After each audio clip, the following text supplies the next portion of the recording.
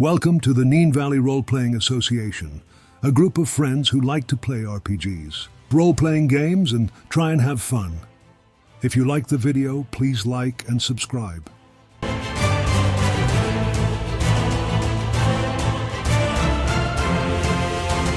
We now have a merch store for our USA listeners. It can be found at www.bonfire.com/store. We will put a full link into the description below. Thank you for your support.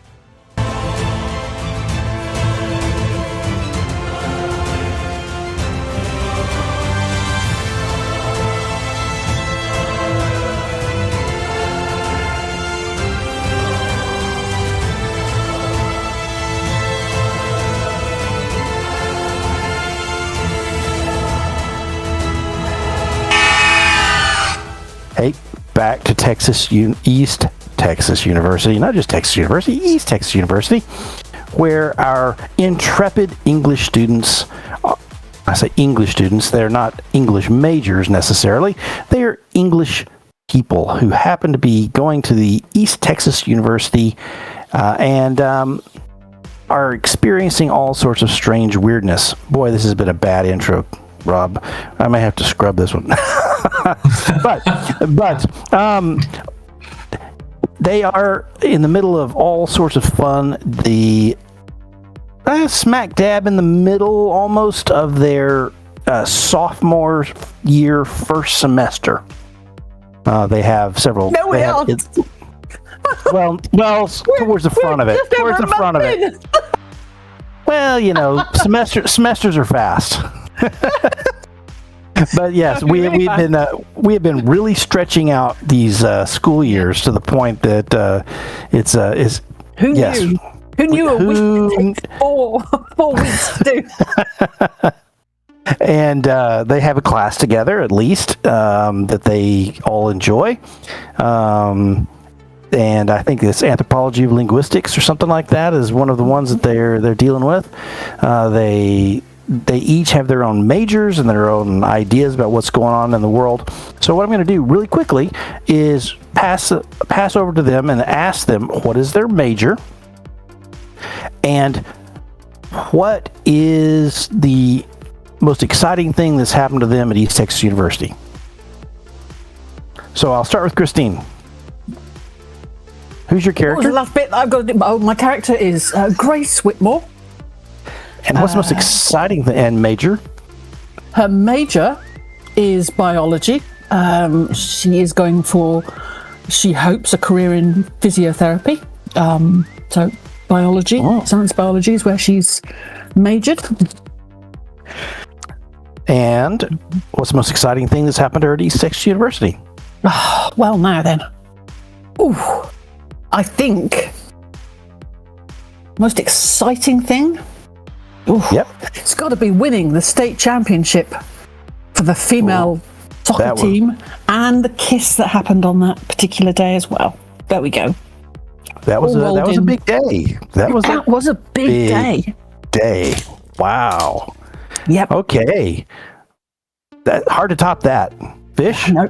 Excuse me. Rob. To use your real name.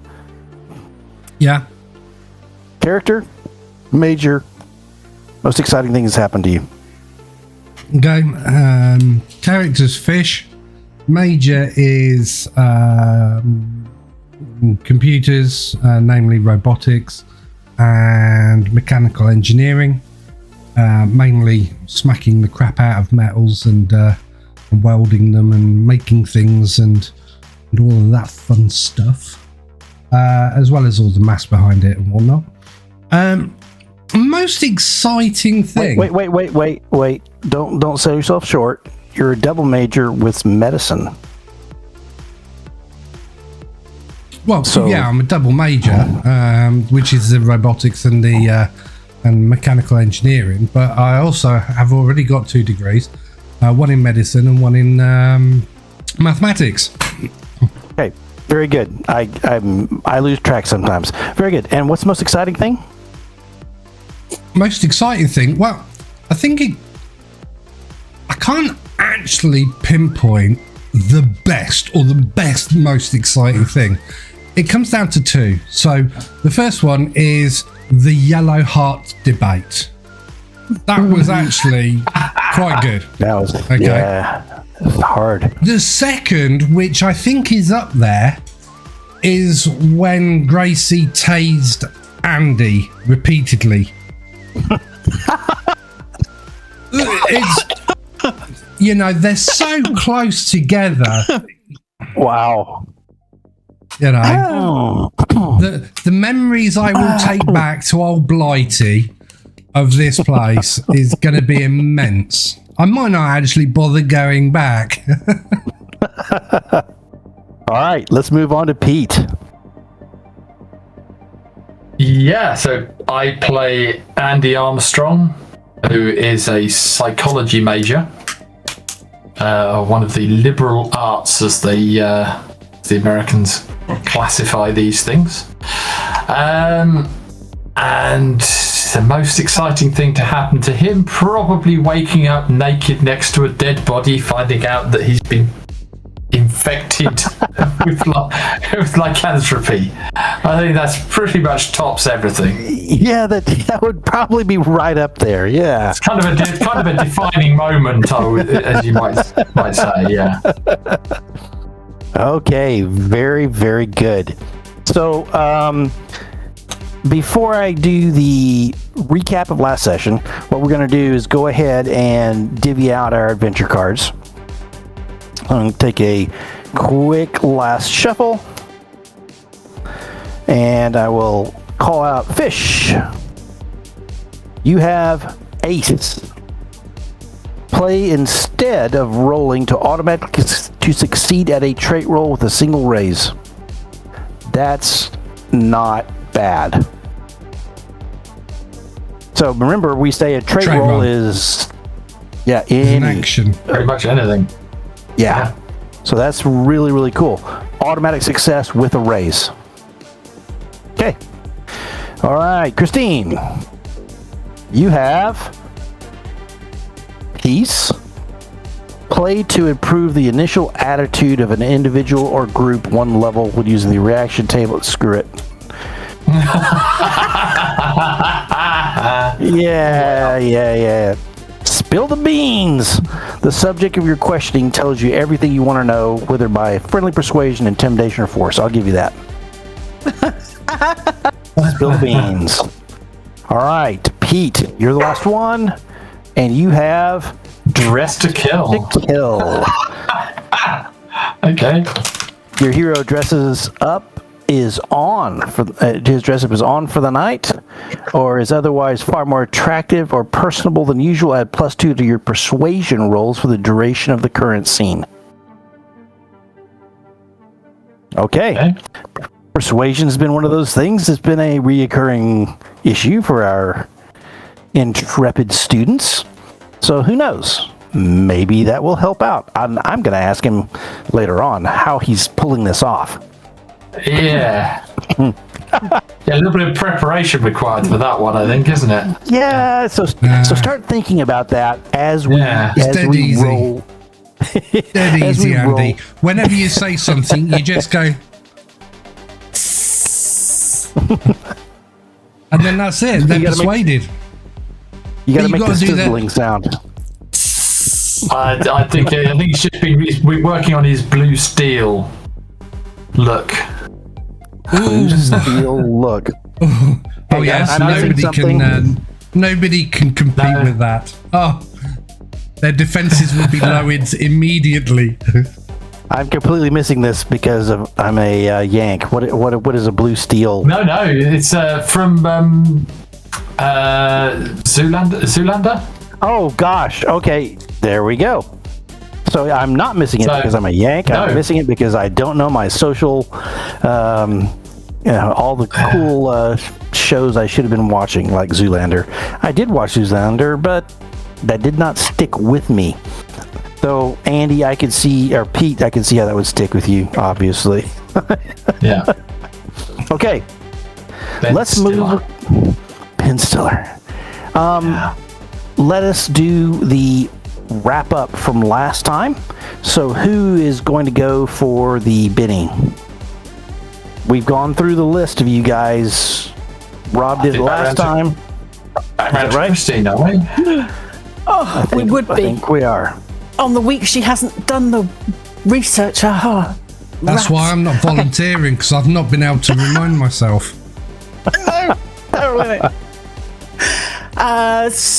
Love it. We started our session last week Nice. at a football match. And Yes. finally, Grace was able to play. Woo-hoo! She was back out on the pitch. And her parents were over. They Yes. brought along her sister, Ruthie, and Ruthie's best friend, Kate, and Kate's brother, Elijah, who is also Ruthie's boyfriend. And not Joshua, as he kept getting called all night by the dean, but Elijah. No. Elijah. Yes. So yeah, Grace had her They're family confused over. with your Old Testament biblical characters. Exactly. I think. You What's going on think there? I would get that correct? Ah, You would, yeah. You were Yeah. definitely getting Yes. confused. Get a slap on the back of your head from your dad. absolutely. But yes, so we had a football game. It was a pretty tight game. The defence and the offence, they were just blocking each other out constantly. It all came down to the kicking, because that's the only way we were scoring. We didn't get any touchdowns in the game at all. It was a tight game. It ended 6-3, and all of the points for the team came from Grace's foot. Yep. She was getting those points for them. So all 6 points were from Grace landing 2 field goals. And the last field goal she had to land was quite a long one. It was it over 40 yards, I believe. So yeah. It was quite a long one, quite a tough one. Pushing it for you. People were doubting her, and the pressure coming up to the end of the game, but she got it between the uprights. That did. Yeah. Grace then went on to a bit of celebration in the evening at the pizza box with the team. Pizza bar, I should say, with the team. I believe Fish and Renee went off to do the finishing details on building a certain dragon. Oh, yeah. And Andy went over to meet up with Margaret at the Guy Archives. But before he could actually meet up with Margaret, he overheard a little discussion between Sonia Alvarez and her brother. I put that in quotes. Can't lift her paws and do the quote bits, but I'm doing them. Air quotes around that bit. Meeting up with her brother, Detective Alvarez, and he overheard a certain comment from Detective Alvarez, which was, "Thanks, Mum." So all startled faces from the team.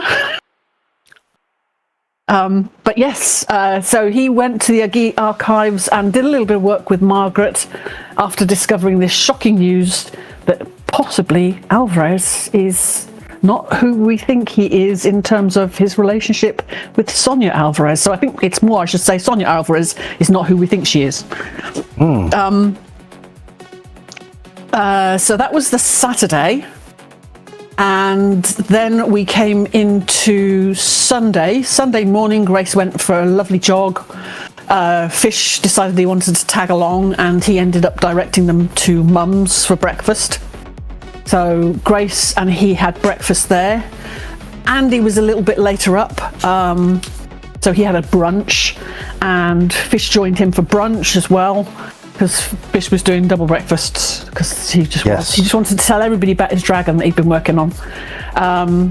So he had a double brunch with Andy, and Grace had to go over and pick up her sister from the hotel to take her over to the Ren Fair, because Grace had her arm twisted by her mum. Oh, yes. Her mum and her dad, who had shocked the entire world by saying, "We want some alone time." Oh my God, the horror of it. Ruthie was beside herself, thinking that she might end up with She might become the middle child, the forgotten one. You know, no longer the baby of the family. Oh, so Ruthie was beside herself at this news. Nothing worse than thinking about your parents. No. And to tell your kids. To tell your kids. We want home time. Oh, what are you doing? But yeah, so Grace had been strong-armed into taking Ruthie to the Ren Fair. But Ruthie and Kate and Elijah were messing around. I do explain it in the story. Basically, Gracie realised she didn't have any petrol, so she had to stop him for some petrol quickly.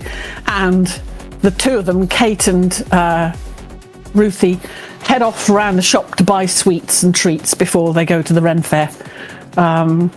Grace has to go in and fetch them out.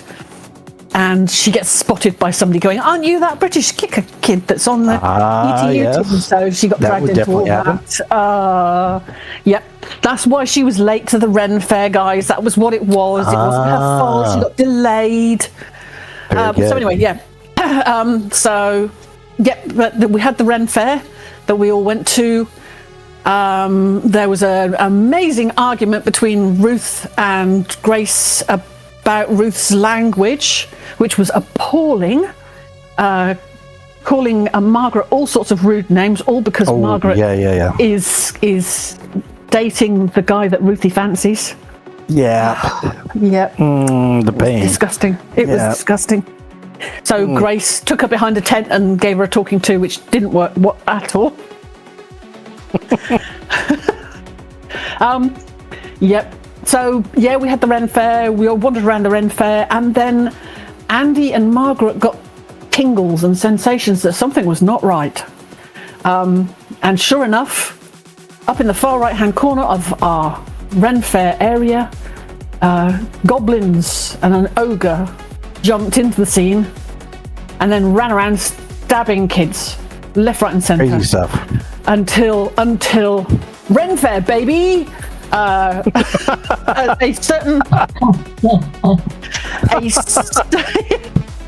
certain nymph ran around stabbing people with his wand. No, it's not his wand. Sorry, his staff, and tasering them into purple haze of cloud of dust, running around. Lightning bolt! He would yell, and then Ren Fair, baby! As he moved on to the next victim. Oh dear. Nothing but good stuff. No, nothing but good stuff. Although he's probably going to have a little bit of hugging and what should we say? Calming of nerves that he's going to have to do with Renee, because Renee had to, because he'd given her a taser as well, and she had to taser. I mean, he'd already tasered it down, so it was lying on the ground, luckily, but she had to finish it off and turn it into purple cloud, and she was beside herself, tears, and she was very upset. So he's gonna have to do a lot of calming of the nerves and hugging and reassuring her how well she did. No doubt. We managed to track down the lad that had the book, who was bawling his eyes out. Fish slapped him round the ear, cuffed him round the ear, told him not to steal other people's books. But we didn't get much further than that. That's kind of where we ended it. Which was basically that we snaffled the book back off this kid, slapped him around the ear, and kind of closed the portal, we hope. I like it. So let's give yourself your Benny, as you should. If you don't know how to do that, I'll do it for you. Or okay, good. You guys have all learned how to do that. That's probably why you always have so many bennies. But well done on the recap. I think the only thing that we were missing out of the story that was interesting was that there was a book stolen from the AG archive prior, and that may have been session prior or etc. But it was previous. Yeah, which led to this situation, as the books you've recovered are going to be, of course, the book that was stolen from the AG archive. Yeah, I was thinking, do we want to call up Detective Alvarez, and when he comes to the Ren Fair, give him the books and say, do you want to give these back to your mum? Well, nice. Now, I think we probably skip ahead a couple of days. And what we're going to do with that is, I'm going to backtrack at one point for a return of the book. But at this point, 2 days, 3 days after, so maybe Wednesday, the stories are starting to come out in the paper about the animatronics that went amok. The robotics club is basically taking it in the junk for what happened. So fortunately, no one was hurt. No one was hurt seriously. Nope. No, not hurt at all. They all got up. And absolutely. That's right. Absolutely. There was some yelling and there's some going on, and there was a card play that was awesome. And absolutely, it just seemed like something weird happened during a 20-minute some period at the Ren Fair that Sunday. So it's brushed away as an animatronic issue. There was a animatronic ogre, could have been. The goblins, well, no, I don't know. Who knows? But that seems to calm down the concern of a lot of people who were there. And I would say that probably Fish, there's a brief discussion that goes on when the student paper comes out and Renee sees the article and she says, this is not what happened. What do you say? Not much. Mainstream press. No, actually, I would. Yeah. I think. Just blame the Democrats. Just blame the Democrats. Whatever it is. I think what I would do is I would just turn around and go, yeah, but maybe fake news. No, it was a really bad impression of Trump, wasn't it? It was. If he watches this, I'm going to get a £1 billion lawsuit thrown at me, aren't I? You are. For libel. Libel? Yeah, libel. No. Yeah. The other one. But anyway, yeah. And he'll give me until Friday to apologise. Well, fuck you, Mr. Trump. It ain't going to happen. Very good. No, I think my answer to Renee would be exactly, Rosie. Now stop it. Would be something along the lines of, you know that, sweetheart. We know that.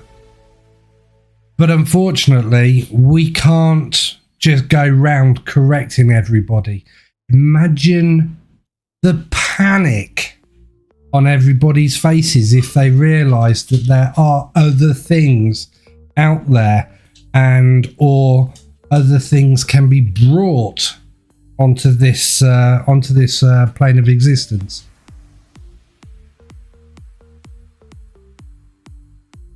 But if you think about it like this, Renee, if you think about it like this, Renee, at least we know that there are other planes of existence.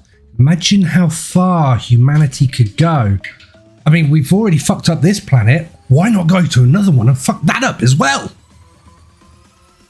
You're funny, Fish. But if you keep cutting me off like that, you're gonna get a yellow heart. Look. Really? Is that a promise? He said, look, and you just did it again. So there's a yellow heart. He said, look, He lives for those. Me. He says, I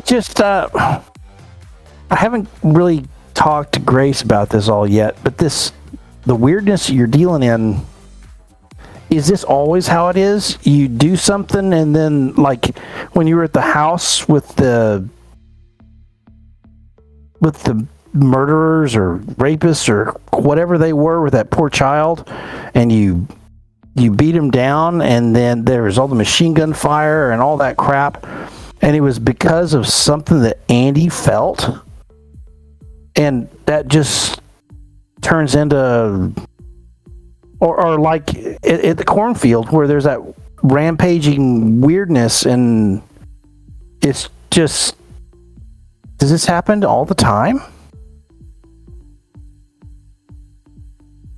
The weirdness, The yeah, cover-ups. yeah. The weirdness, the types, like bullets being sprayed about. No, that is relatively low. 9 times, 7 times out of 10, it's just like at the Ren Fair where we managed to get on top of it, made it look like it was all part of the Ren Fair. Well, I did. Ren Fair, baby, lightning bolt. Remember that bit? That was clever. And thank you very much. And we managed to paint a picture, whether it was believable or not. There was somebody there to paint a picture, and if one person believes it, and that one person tells somebody else, then it becomes kind of real, and that's what the newspapers pick up on. If it starts to go downhill, then our people in the police department. I was trying to talk, Fish. Look, do you think it's a little bit like at the cornfield where I didn't think anything weird had happened until you sort of talked me through it later and I realized it? Do you think people in general don't want to believe? Well, there is that, because the mind can't comprehend. The mind just isn't capable of seeing something like an ogre or goblins being alive. They would much prefer to think that it's somebody in a costume. Yeah, it makes sense. However, when you're talking about a paedophile, that's very real. You say paedophile, or you point the finger and call someone, they've got that stigmata for the rest of their life, even if they weren't. What you can believe, that's the crux of it. Most of what Grace, Andy, and myself, and Tomo, and Richie have seen, we've been lucky whereby it's been it and us, or in the case of the cornfield and yourselves, you were removed from the situation. We then went in to the cornfield and we dealt with it in there. So you saw something, you thought it was, your mind dismissed the reality and gave you a fictitious to make it reasonable. Makes sense to me. When we came out, we didn't alter anything for your own perception and for your own protection until we had that sit down. I saw Tomo the other day, by the way. Oh, yeah? Yeah, it's about, I don't know, a couple weeks back, maybe a week and a half back. I was at the hardware store and I went in. I was getting some tacks for the wall to hang up some pictures in the dorm room, and he was in there picking up something. I don't know what he was picking up, but yeah, and Glenn Mack was in there that day. I saw him. He was like wheeling out. So Tomo was in there. Yeah. Did you see anyone else, like Jackson? Jackson, I thought he was dead. You tell me he was dead or something, or missing, or something? What? No, I didn't. This I didn't was- see Jackson. You went in and I tell her the date that the day that it was when Glenn Mack told me that he went in. Just a second. She pulls out her phone. She flicks to her bank app. She scrolls through. She finds the transaction. Goes, oh yeah, that's the day. The only reason is because Glenn Mack said that he thought he saw Jackson, but we don't know whether he was Really? Yeah, we don't know whether he was thinking about Jackson, and then there was somebody that kind of looked like him. So again, the mind, Yeah. So yeah, if you were absolutely. in there when he was in there, then I'm just wondering if you might have saw Jackson. But I'll ask Tomo as well. I'm gonna roll a die just for jollies. I'm gonna roll a roll D10. Ask her what Tomo was wearing.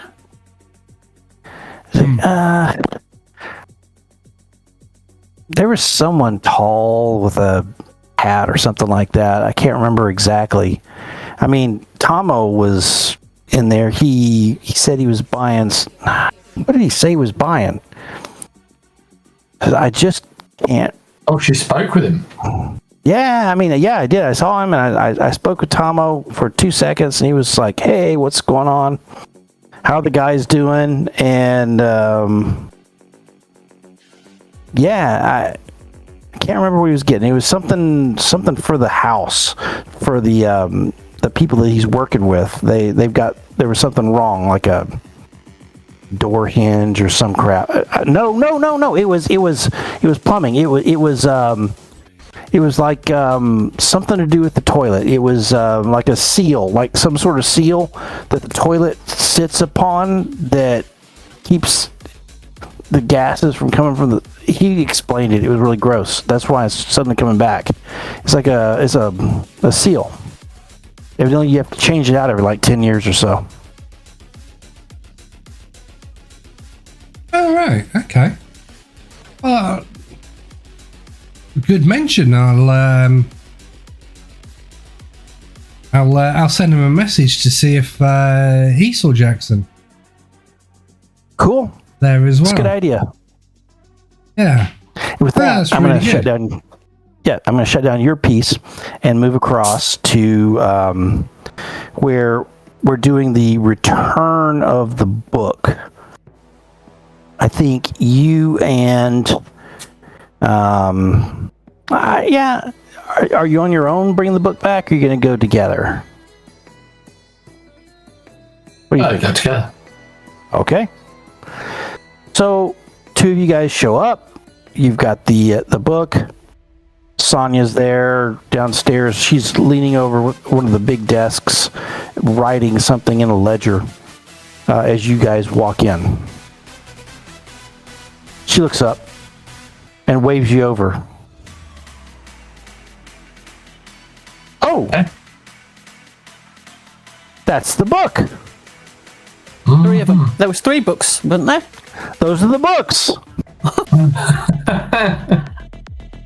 Yeah. Yeah. See how easy I corrected that? Anyway. The fiction Really changes. nice. The fiction changes just like that. Yeah. She says, wow. Okay. Where did you find these? They were being misused at the Ren Fair. Misused. Just put it this way. Yeah, if you hear tales of a rip in reality with goblins and trolls coming out of it, that might give you an idea. Oh, no. I might think about improving your security procedures around these books. No, absolutely. These books just cannot fall into hands of people that are just going to use them willy-nilly. And she's flustered, and she gets the books and she takes them back in the special section and leaves the two of you sort of wander through the books, and you were sort of led back towards the demonology section.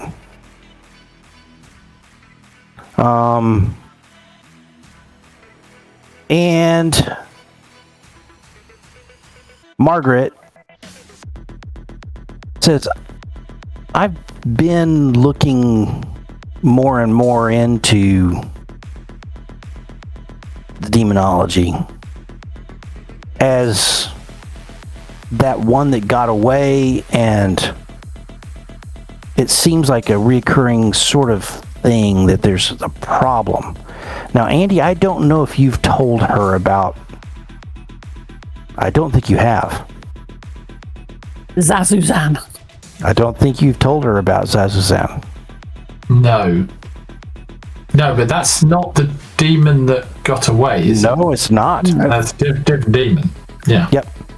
But she says, I did find something that I thought, if you and your team were, you guys were dealing with any of this, she says, let me show you this. And she pulls down a big old heavy book and flips it open and sort of scrolls through, and then she's reading something in Latin. I can't remember. Are you able to interpret that? Not as far as I know. Okay. I mean, he might be able to get a few references from... you've had a classical education in the cult. Absolutely. Roll a cult. He's not officially... doesn't officially understand any... Yep. Let's just roll a cult and let's see if you just sort of pick up the gist of what's being said. Yeah. Look at that. Okay. So as she's reading it, the gist of it seems to be about saying the names of demons. And there's parts that you get that it seems to be that when you state a demon's name to them, it establishes a bit of control if you have control of them. I'm modifying this. I wish I could do it in exact wording and everything else. But another piece of it is that stating a demon's name to it establishes a channel. And that one should guard their minds thereafter. Okay. So we're not going to say the Z word and then... You never have. I have read back through You've been the carefully checking. Yes. You have never said that word. Yes. I was going to interrupt and say, well, that's me and Gracie fuck then. Thankfully, you're not there to hear this. Because that might be a little more disconcerting. Okay. So what I like to do now is bounce a little bit further forward in time to this weekend. Unless there's a real burning desire to look into something during Thursday, Friday, I'm happy to do that. Understanding time and everything else. Text. Just okay. Yeah, that's fair. question. That's absolutely fair. Yes, please. Yeah. Well, a question as well for Andy is does he then tell Grace and Fish this news that he's picked up? Sorry? You were with him. We're not with him, no. No. Margaret was with him. You were. Well, we have a couple of days. No. Margaret's with him. Margaret was with Margaret. him. It was him and Margaret. When he asked whether we go together... Oh, he meant I thought he meant you and. I thought he meant you and Grace. Yeah. I was carefully avoiding saying the name up front because I was trying to remember it, and then I suddenly twigged on it and then started using it. So that's what caused the confusion. So I apologize as GM. Carry on. Yes. Okay. Yeah. So we do need to meet up as well. Okay. But no, does he mention that to Grace and Fish? Because I think this would then be saying, well, I think you and Margaret need to sit down and work out what it is we need to do to now break that channel if we can, because it has probably then been established. Because we have used the demon's name. Now, you're saying this all now as supposition. Exactly. Let us move to the role playing. Have you said to us? Yeah. Let us move across to the role playing. I think that the next time you run into Andy, I think it's a couple of days later. Now I say a couple. I say because this happened Wednesday. I'd say because you said you'd move back in time for the delivery of the books. So when did he deliver the books? Did he deliver them on the Monday? Or Tuesday? Yeah. Let's do that. Morning? Let's do that Tuesday. When did he? Tuesday. So he delivered them Tuesday. Yep. After they'd sort of had a quick glance through, just because they were trying to get a good idea of what's going on. And by the way, Andy, with that, there's probably a summoning or a portal spell to look up that we'll need to try and figure out. There's something in there. It may be slightly beyond your guys' capabilities, but there's something there for opening and closing portals, which is interesting. But you turned that in Tuesday, and then let's say we talked about the discussion with Renee on Wednesday. It sort of happened. Thursday? No. So you want to push it to Thursday, or I think you probably see each other before that. Oh yeah. I thought we would kind of meet up almost daily. Yeah. Or other. Even if it's just for brunch, Okay, so let's catch up Wednesday afternoon after classes, where I think we're in the library, the regular library, not the AG, as you guys are each going to different study groups for different classes, but you pause for a minute at the entrance to chat to each other before you move on to your very busy schedules. So the three of you are there. There's no Margaret. There's no Renee. It's just the three of you. You sort of run into each other right there, and you guys can give each other info as you choose. Don't have a ton of time to do it. Well, Andy is going to relay this information about what happens when you say a demon's name. Can you do that? Can you go ahead and role play that out since we've got a short time to do it? God. Okay. Yeah. I know. Guys, so I was talking to Sonia Alvarez. Sorry, are you talking to us or you're on mute, Rob? It's okay. I was talking to the family. Good. Okay, fine. So I was talking to Sonia Alvarez when I returned the books, and she relayed an interesting piece of information to me about demons and their names, and it wasn't super clear. Time out. It was not Sonia who told you this, it was Margaret. Margaret took you over to a book. Hey, Grace. Oh, was it Margaret? Sorry. Yeah. Grace, if he gives get you the facts false... right. I'm going to have to edit this in the story. If he gives you false information, that's a great thing. Come on. No, it's not. No, that's my mistake. Andy would have said the correct thing. Yes, okay, he would have. He wasn't listening. Margaret, problem. Yeah. No, that's perfect. Go ahead, carry on. So but apparently if you say the name of a demon to the demon, it establishes like a mental connection. And apparently you need to be very careful and guard your mind, because the demon could use that against you. What's the expressions on your faces? Yeah, as when he says that to the two of you. I look at Grace. Grace has got a look of...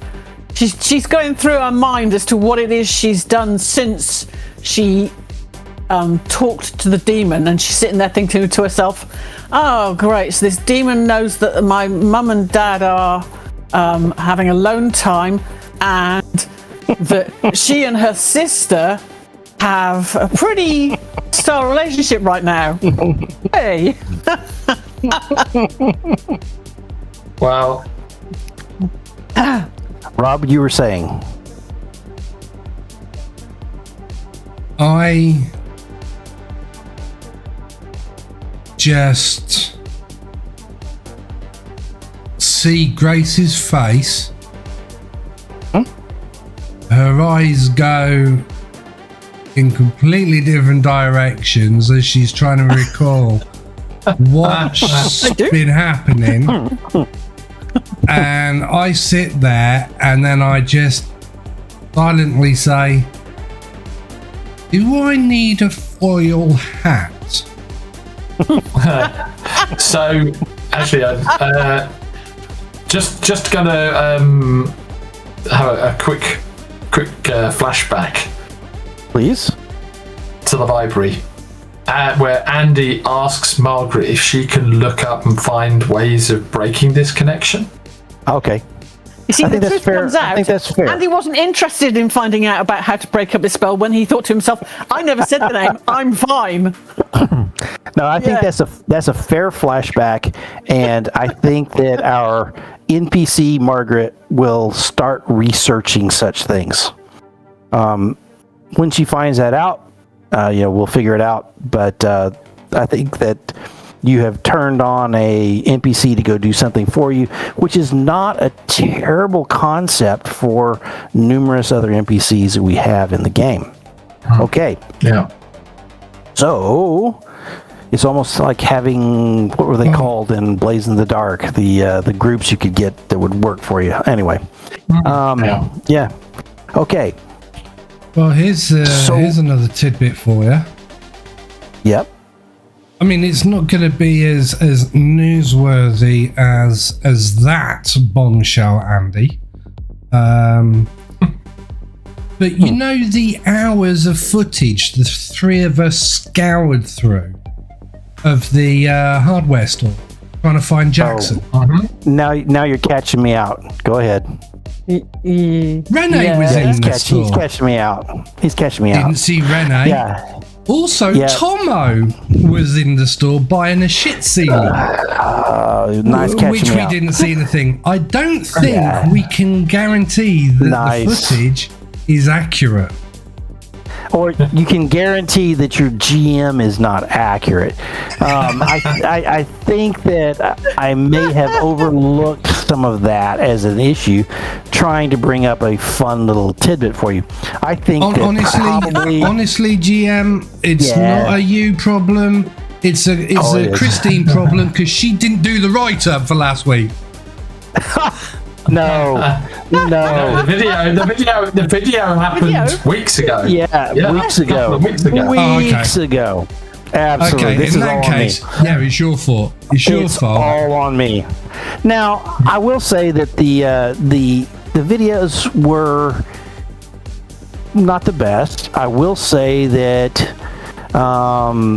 they don't cover everything. I'm not giving a complete out. But I can give you get out. Okay. You said there were 3 cameras. Yeah. We would be specifically trying to look at the cameras that were covering the guns side of it. Yep. And if you say we never really looked at the one that was over at the plumbing section, because he was never seen over in that area, so we haven't looked at that bit yet. We haven't specifically focused on that. You know, they could have been over there. Unfortunately, the problem there is that she said that she got there when Glenn Mack was leaving. And we did watch the video of the entrance, obviously. Yeah. So before and after that to see whether. Now, what I will say then to cover for myself is that you were looking for something specific. Yeah, we were. Okay. And we weren't looking for the women walking in. When you heard her say that she was there, I think you're mentally going back to the film and going, could that have been her? I mean, it's sort of a top-down, oblique view, but you're like, well, maybe that could have been her going in your mind's eye. But if you went back through it again, you might be able to pick them out. It sadly is a system that is from such an angle down that it is fairly hard to establish identity. Not a great thing if you're trying to, try and prosecute people who are stealing things from your store, etc. However, that's just how they've got it set up. Okay, we've tried to cover my indiscretion. Well played, fish, for bringing it out. Do I get a Benny for that? Yes, you do. As much as it makes me angry to do it, I think it. I just tried to give one to you, and I failed. And I'll go there.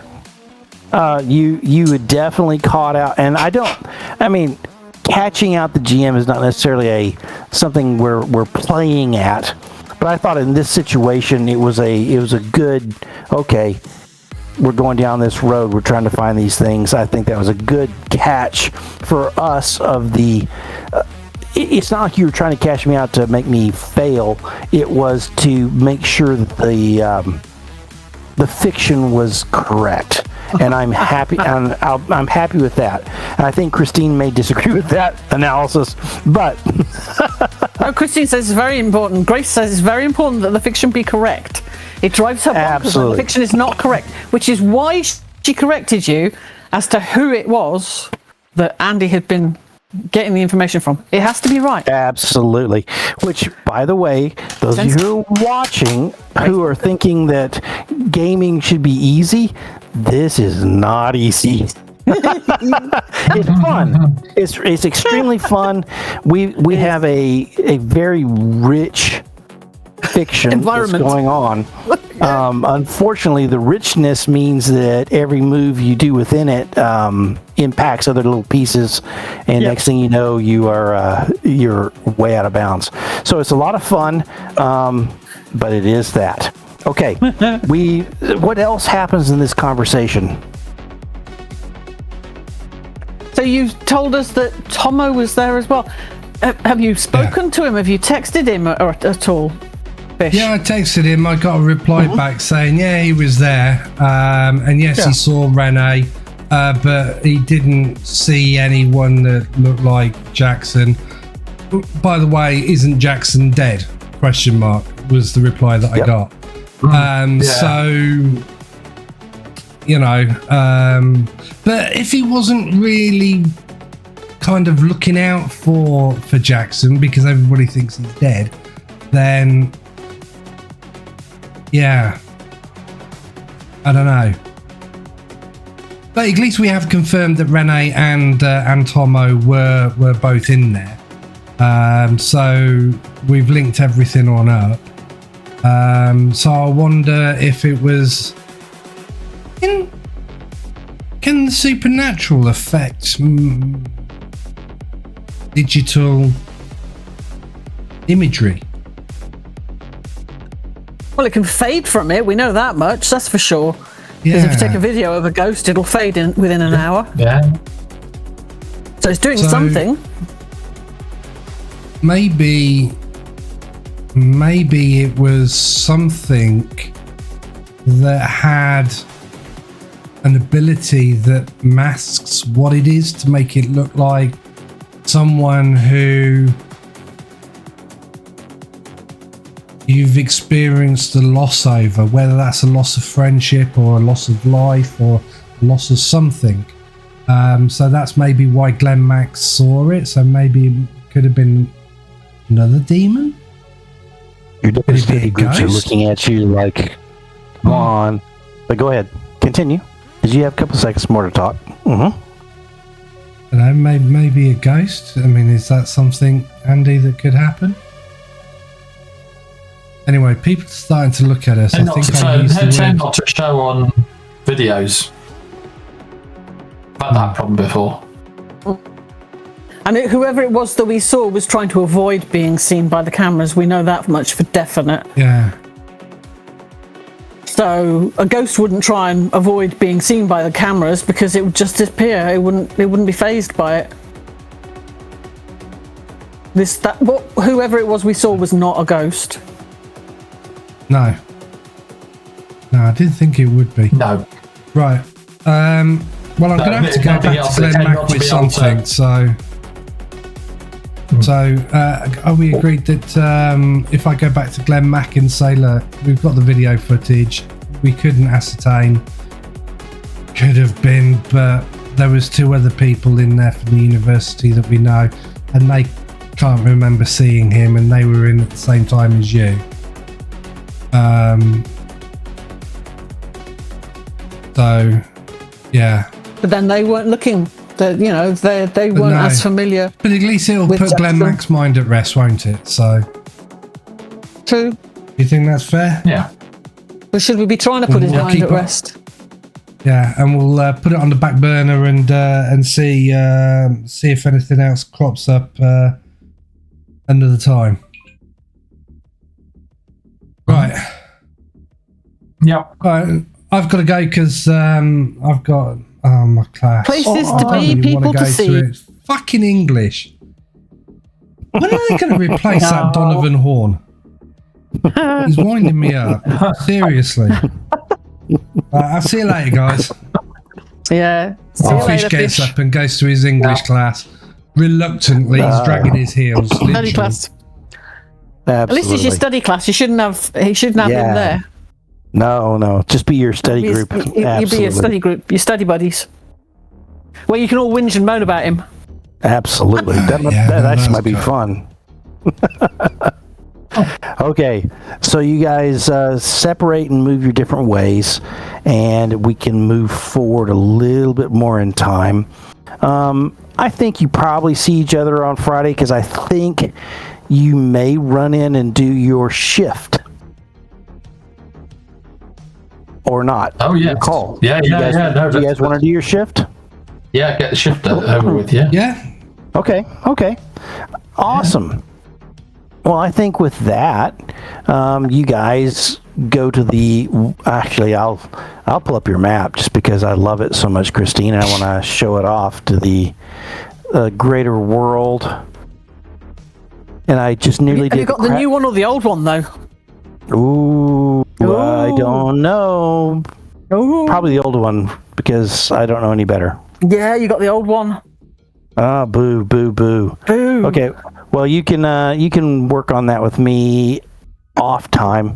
But Mary Lynn's used bookstore is where you guys wind up mid Friday evening and take over so that Mary Lynn can go take care of other things in her life. I'd say we probably can sort of zip through this unless you've got a lot of things to say. I think that there's, I want to say that Evelyn and her boyfriend, what's his name? Minho. Max Minho. Minho. And I want to say their professor, the astronomy Dr. professor, Hong. Dr. Hong, all wander through together in a group of 3 and go sit in a back corner. Anthony, quick question. Yes. And sorry for the question in advance. Do we know whether the aliens actually returned the humans? Nope. I mean, they look like them.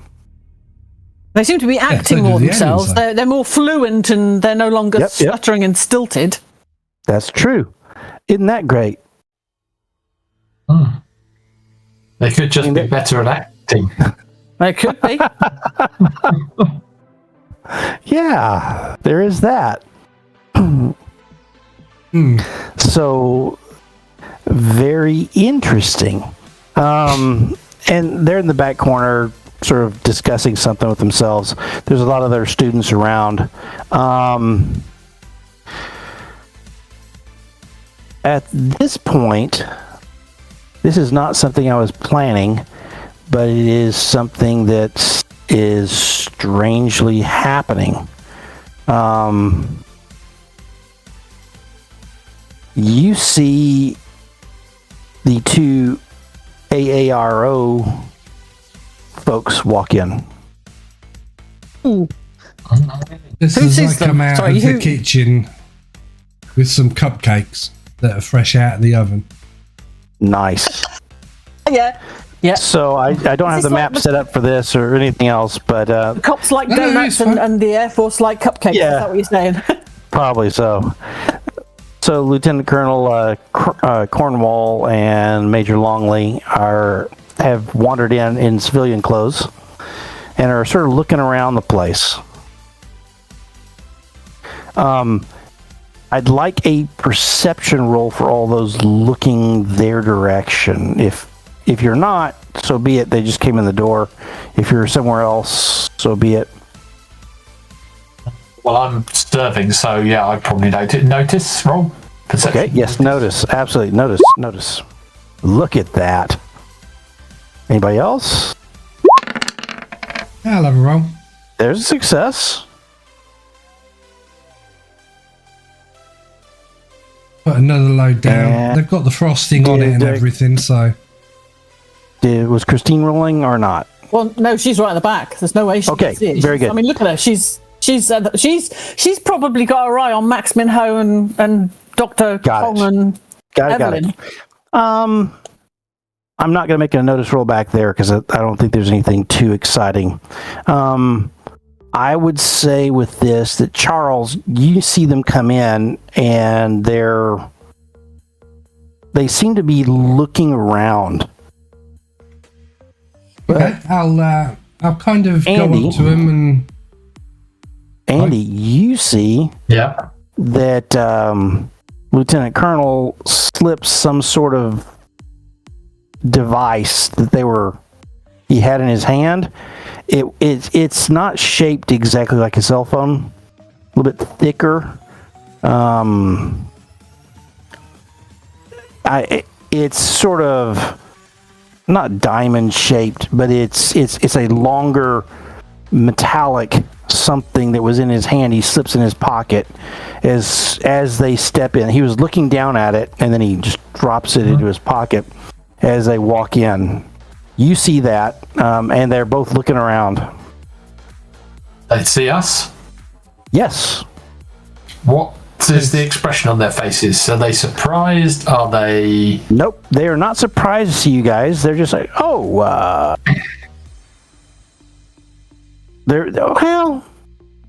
I think there's a little bit of a, like,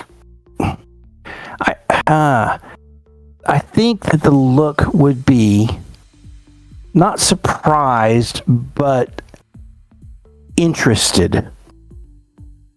Like, oh, look at this. Like a confirmation of a theory or a solving of a puzzle or something similar. Mm-hmm. And they walk towards the counter.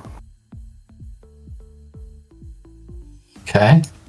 So I was going to walk and greet them. Oh, yes, you were. And yes. Yeah, And I was Andy's behind the counter. Very good. and I was going to doing treat it. them like any other customer that comes on in. So as I'm this side of the counter, I've got a baking tray in my hands for yeah. the cupcakes and whatnot, and I just walk on up to them and I go, "All right, fellas, welcome to Mary Lynn's bookshop. Cupcakes are fresh. Think coffee's also fresh. Have yourself a seat anywhere and have a great time." And I turn round and I go straight back into the kitchen to basically clean up the two cupcake trays, ready for Mary Lynn to make some more stuff. And then I take a loaf of bread out the oven as well and put that on a cooler. And then I come out of the kitchen and then I go around the tables picking up empties and take those in to put them through the dishwasher. etc., etc. So I'm making them aware that I know that they're there, but I'm pretending that I don't really care about them. And then whilst I'm picking up the end teams, I'm just going to keep an eye on them. And when I get at the top end where Gracie is, I just let her know that they're there. And then I come back and blah, blah, blah. Do they settle at the front or do they move further back? Are they chasing after Maximilian Ho, Evelyn, and Dr. Hong is what we're... They settle in to the couches in that front area, and Lieutenant Cornwall moves over to the counter and stands in line until he finally gets to the front where Andy is. He says, "So, Andy, good to see you again. We still owe you an interview. We've been a bit busy. Apologize. Anything interesting going on around here that we should know about?" You gave us so much wonderful information before. Yeah, just the usual for this neck of the woods. Very good. I'll take a flat white and Americano for my partner. Okay. Does yeah, he pays for it. Yeah. Dink. Does what name should I put on the cup? You want a cupcake with that? He says corn. He's just put Cornwall. All good. He says Is there any time next week that would work for you guys for an interview? Yeah, sure. I mean, mostly afternoons are good. Got to work around classes, that kind of thing. So, all right, let's aim for next Wednesday. He pulls out. Actually pulls out a little calendar book, diary, as you guys would call it, and sort of jots it down. He goes, let's say about 6 o'clock. Pizza Barn? Okay. Yeah. All right. 6 o'clock, Pizza Barn, Wednesday. See you guys there. Friday. We're on Friday, aren't we? Friday the 25th we're on of September. Yep. He didn't say a date. Yeah. No, that's fine. That's fine. Okay. So Wednesday the 30th. Wednesday the 30th. I see Fish moving around, delivering cups, everything else. I think we get towards the end of the night. You see them Grace a couple of times. Grace is actually going to come forward. Okay. She's actually coming forward. She's coming over to Andy and she's going, "Andy, you do remember what happens on Saturday, don't you? 26th of September. Oh, yeah. Yeah. You know what happens on Saturday, 26th of September? I know. But this is the Wednesday, isn't it? No, Yep, we're Friday. It's Friday. It's Friday if you're now. doing your shift, we're at Friday. Yeah. Yeah. Ooh, Okay. So tomorrow night? Saturday the 26th is a Oh boy. moon. Okay. So you guys need to be starting to think about what you're going to do. Yeah. Yeah. Brilliant. Okay. Throw another spanner in the Wow, works. has that snuck up on us? Yeah. With that understanding, I think you see that device comes out a couple of times, Andy, and they're both looking at it, and there seems to be a little bit of confusion.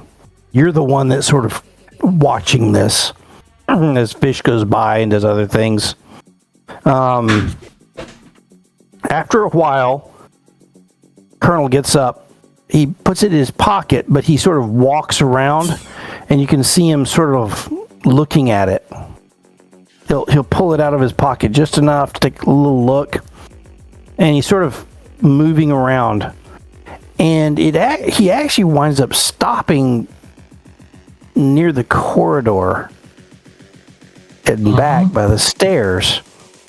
And he sort of shakes his head a little bit about that, and then he wanders over. And about that time, Max Minho and Professor Huang and Evelyn all cruise by, and his head sort of snaps around as they go by, and he looks down and puts whatever it is back in his pocket and heads back across to Major Longley. And it's not too long later that the two of them leave, not directly following, but they do leave about maybe 5 minutes after the other group. Okay. Shift's finished. You guys, let's go ahead and assume you have purchased some chains and other devices to have with you for the seminal event of the lunar calendar. So we will take care of that tomorrow night. Well, I was just thinking, with Andy's permission, we just tase the fuck out of him before he goes to bed. Well, I think we've got to kind of work it out. So I'd say Andy should be chained up anyway. But yeah, taser, once he transforms, tase him. Yeah. And I think there's also one other slightly unusual element in this, which is there is no way Margaret would not want to be here to see this. Yeah. Absolutely. This is gonna scratch her itches so much. There's no way. Oh, she knows. absolutely. She'll be there. Full moon, she's there. But Do you think, Grace? Gracie? Sorry. Yep. Getting excited. Yeah. Do you think, Gracie, that Margaret would like to tase Andy whilst he's in wolf form? I don't think that will fill her fancies. No, she will want to watch though, and she will want to. She'll be there with a damp cloth, mopping his brow. Keeping him comfortable. Definitely taking notes. She'll be taking notes. Absolutely. Yeah. She'll be little watch there, setting a timer, seeing how things work, checking his pulse, keeping a constant watch on him. She's going to be like his little personal doctor. Taking note of his heart rate, writing it down. She's there's no way. She will have full notes on this session, absolutely down to the minute. Very good. What's happening to him. Is there anything else this Friday night that you guys would like to do here in the bookstore before you go? Just checking. No. So, I'm wondering whether we should dismiss this demon. I don't know. Since I've then said its name, and as has Fish, I do not now want to dismiss this demon until we know that connection is broken, even when it goes on to another plane. If it then still has that link, good point. I don't want this damn thing loose. No, that's a good point. I think we need to go up the stairs and check it's still there. Yeah, I'm just concerned that those Air Force guys were here. Does make me wonder.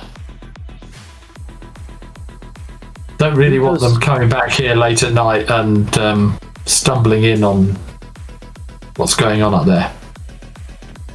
It is a hidden room. That's a little help. But yes, who all goes upstairs to check on? Shall we say it out loud?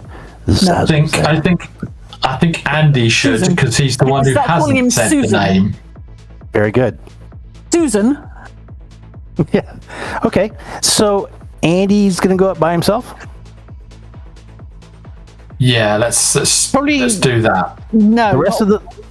I think somebody would be at the top of the stairs, maybe backed off, not actually at the room, but close enough. Okay. That they can I'll go with him. Something go shit. Okay. Shape. I'll buy Anthony. I'll go with him.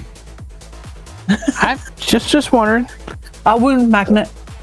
Okay, and so Grace is at the top of the stairs. No, we said, oh, no, you're going in the room with him, are you? Okay. Yeah, I was saying back off. Be at the top of the stairs. I'd say, if I go in the room alone, you maybe stay outside the room. Yeah, you stay at the top of the stairs is what I'd have said. You're close enough that he can scream for you. Yeah. Okay. You know, girly scream. It's got to be a girly scream, otherwise we don't come running. So once again, you open the door, and there's that faint but distinctive whiff of rodent droppings and mothball-y smell, and the just sort of disgust and anti-desire to move up the stairs.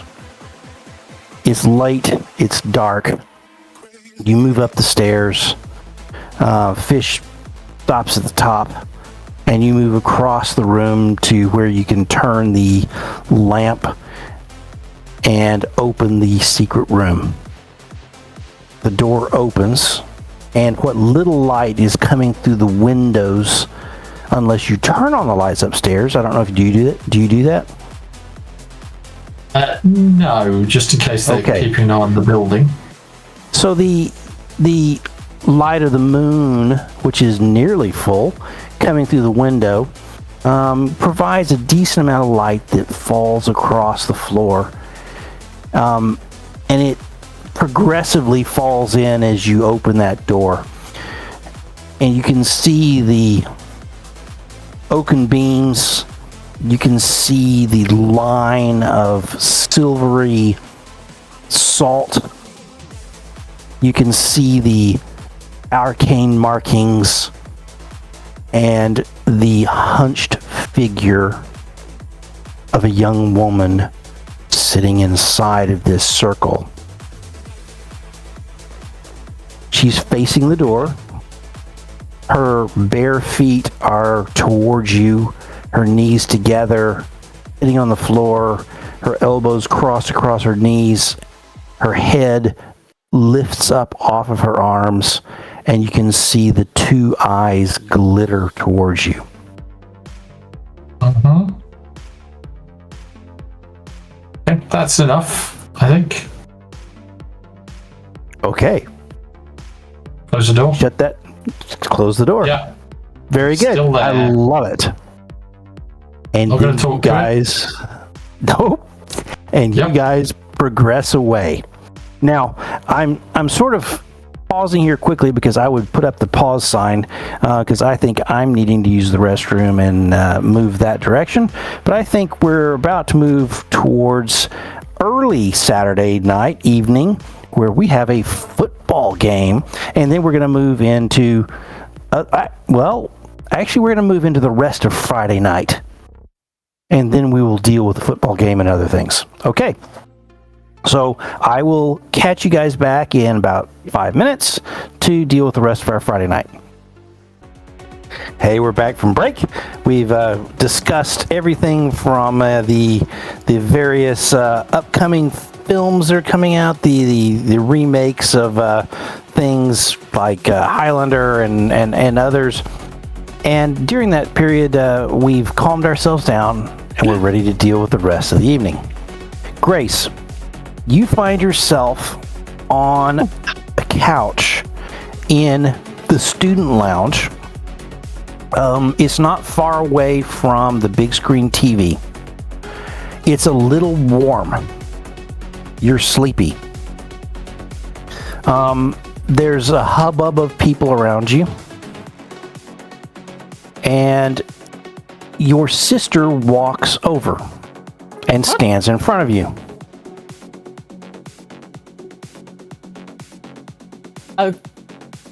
Ruthie?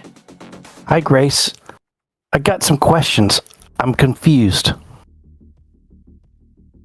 What time is it? Did you say it was? You're struggling with that? Grace is going to watch. No, you're not sure. No. And this is Friday. Friday? Deep breaths. What I'm telling you is what you see. Okay. You strangely are not too concerned about those things. I'm not. No. Okay.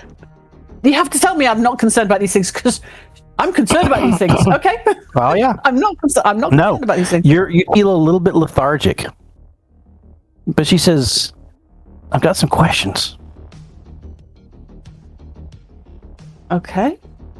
You know how, Fish was like looking out for us for a little while and all, and Grace, what does kink mean?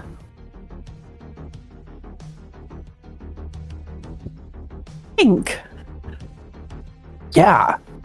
I don't want to ask Mom. I don't want to Google anything. Good grief.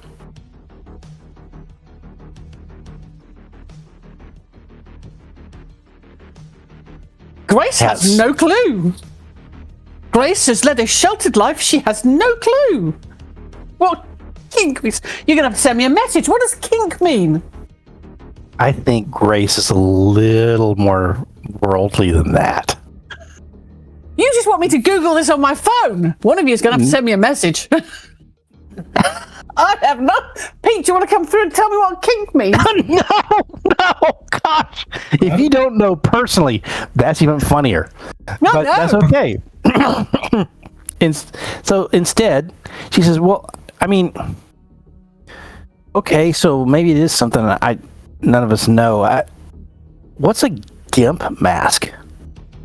I know that one. What? I know that one. Oh, okay. What is it? It's a full face mask. Your face is completely hidden, and there might be, quite often, not always, but a ball device that's placed in the mouth to stop you talking. Oh my word! And what's it made out of? Like cloth or? No. Normally, they tend to use either leather or PVC, something like that. Black, normally. Is this a sex thing? Yeah, pretty much.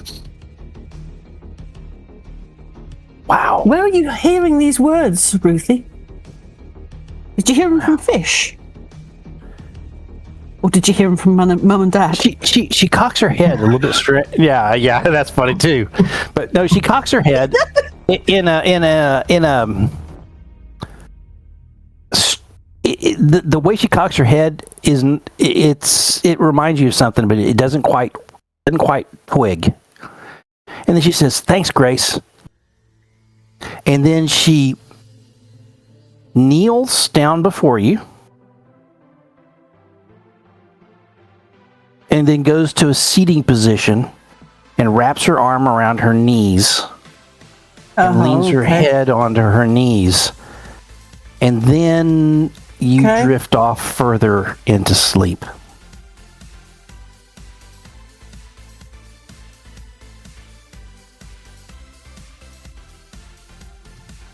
Fish. Yes. You are having the most vivid dream. Oh, okay. I've gone to sleep. Oh, yeah, you have. It's Friday night. You've gotten back. And in this vivid dream, you've gone for a hike.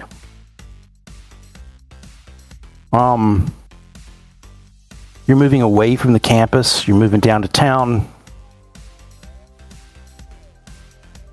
The moon is bright and nearly full. The air is crystal clear. You can see all the stars that are possible with the lights of the town. The smell of the pine as you move down past the park where Andy had his adventure. And you move into town and you find yourself in front of the bookstore. You fumble with the keys and go in. It's dark. It's empty. It's quiet.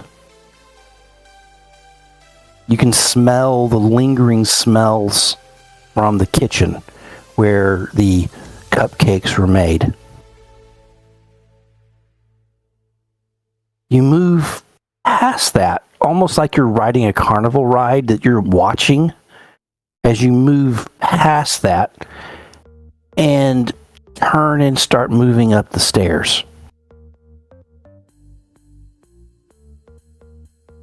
It's a weird feeling, like you're sort of sitting in a carnival ride seat and you're at the top of the stairs and across, and then a second later you were in the room, the sanctuary. Before you, sitting on the floor, is the young lady who is looking at you expectantly. And she has in her hands this.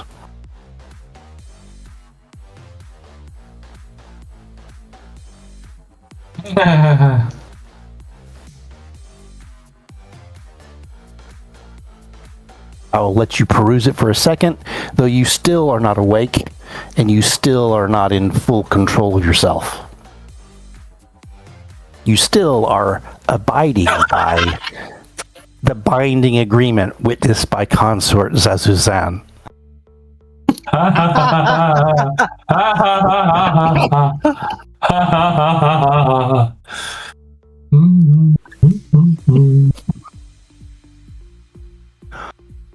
Damn. That moved well across my players as they realized what had happened. And I remember that conversation. Yes, I reread it several times and pulled out the keywords, as it was a gorgeous conversation.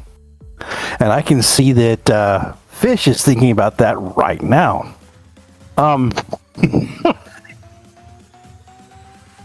So, at this point... Hey, you didn't say Fish? kinky, you said kink. Kinky? Fine. You said kink. Kink in the hair. Bending the wire. What? I'm thinking, what on earth are we trying to get to with kink? As your foot sweeps aside the salt,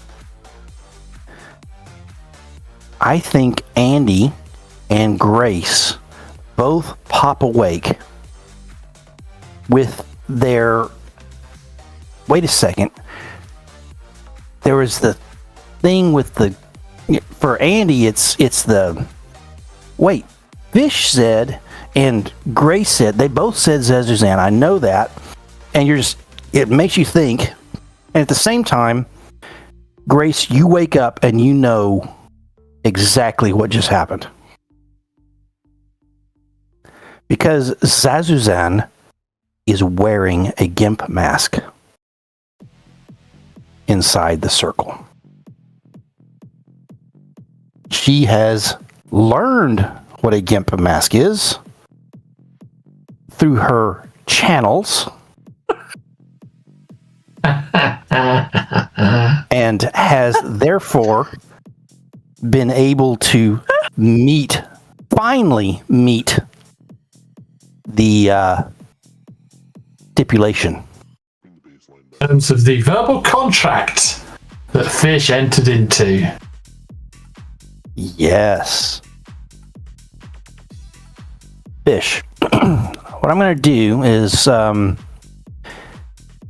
going to move you to a map. I will move the others to the map because they will be there probably fairly rapidly. It's worth that we... And he's driving, so it depends. He might want to go quite slowly. Well, ooh. Oh no! I think we should. Well, this qualifies as private time between Fish and a certain demon of indeterminate gender. depending on what fish wants. What fish's deepest desires might be. So let's move back to fish. As the two of you have woken up, do you like contact each other to go, I have got a weird feeling? Actually, let's do that really quick. Yeah, probably. Andy's gonna phone Grace. Okay, and what does Grace say when the phone picks up? She's gonna go, oh shit, we've got trouble. We've got real trouble. Yeah, I think that demon is possibly free. I think it's worked out how to fulfill Fish's desires, an agreement. We're gonna have to get there fast. Okay. Damn it. I knew something was up, but I didn't know what. Okay. Meet you out. Something strange happened to me. Something appeared. Oh, Yeah. something appeared behind Fish just there. That was just for you. Yeah, I know. I was getting worried. Yeah, the demon's Getting too coming for real. That's Zazuzan in the gimp mask.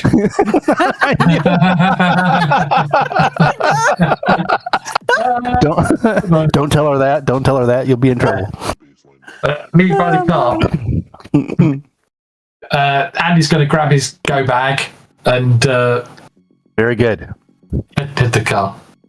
Okay, so you guys are rushing towards the car, and we will catch back up now to the circle opens, and the young lady wearing this gimp mask stands up, rips a nice tear in reality, and pulls you through into the room that you see. Is that Dungeon Alchemist, by the way? Just sort of out of character. Grok. Really? Wow. With some added features from Roll20 that I've stuck on there, like the swirling water. This, yeah. Yep, that's a Roll20 thing I bought. So, it is really cool, isn't it? Yeah. But it does have a little bit of, you got some things that are not quite 3D, and some that are straight down, but it's still pretty dang good for about two or three different prompts going, hey, by the way, I had to use Grok because the terminology. Oh, really? This has got banned from others, did you? Yes, I did. Yeah. In a hurry. Anyway, AI is what it is. Fish, as you are strapped down to this table, suddenly you start thinking, maybe this isn't a dream. And I will give you a roll to break out of your dream. Actually, you're going to either break out of it right now or you're going to break out of it in just a minute. So I will just let you say that you break out of it.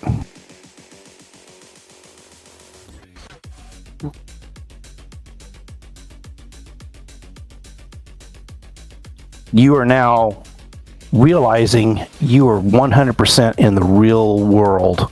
This is not a dream. What's he wearing? Oh no. So whatever he went to bed in, he may have been instructed to put on something so he wasn't like conspicuous. I don't know. What are you wearing, Fish? Feckle. My birthday suit and the cold that the wind blows against my body. So let's say boxers, just to be kind to the viewers who might have to vision this in their heads. No. If they can envision that, then they can envision the whole knee length aperture. Anyway. Got elephant trunks for a reason, dude. Yeah.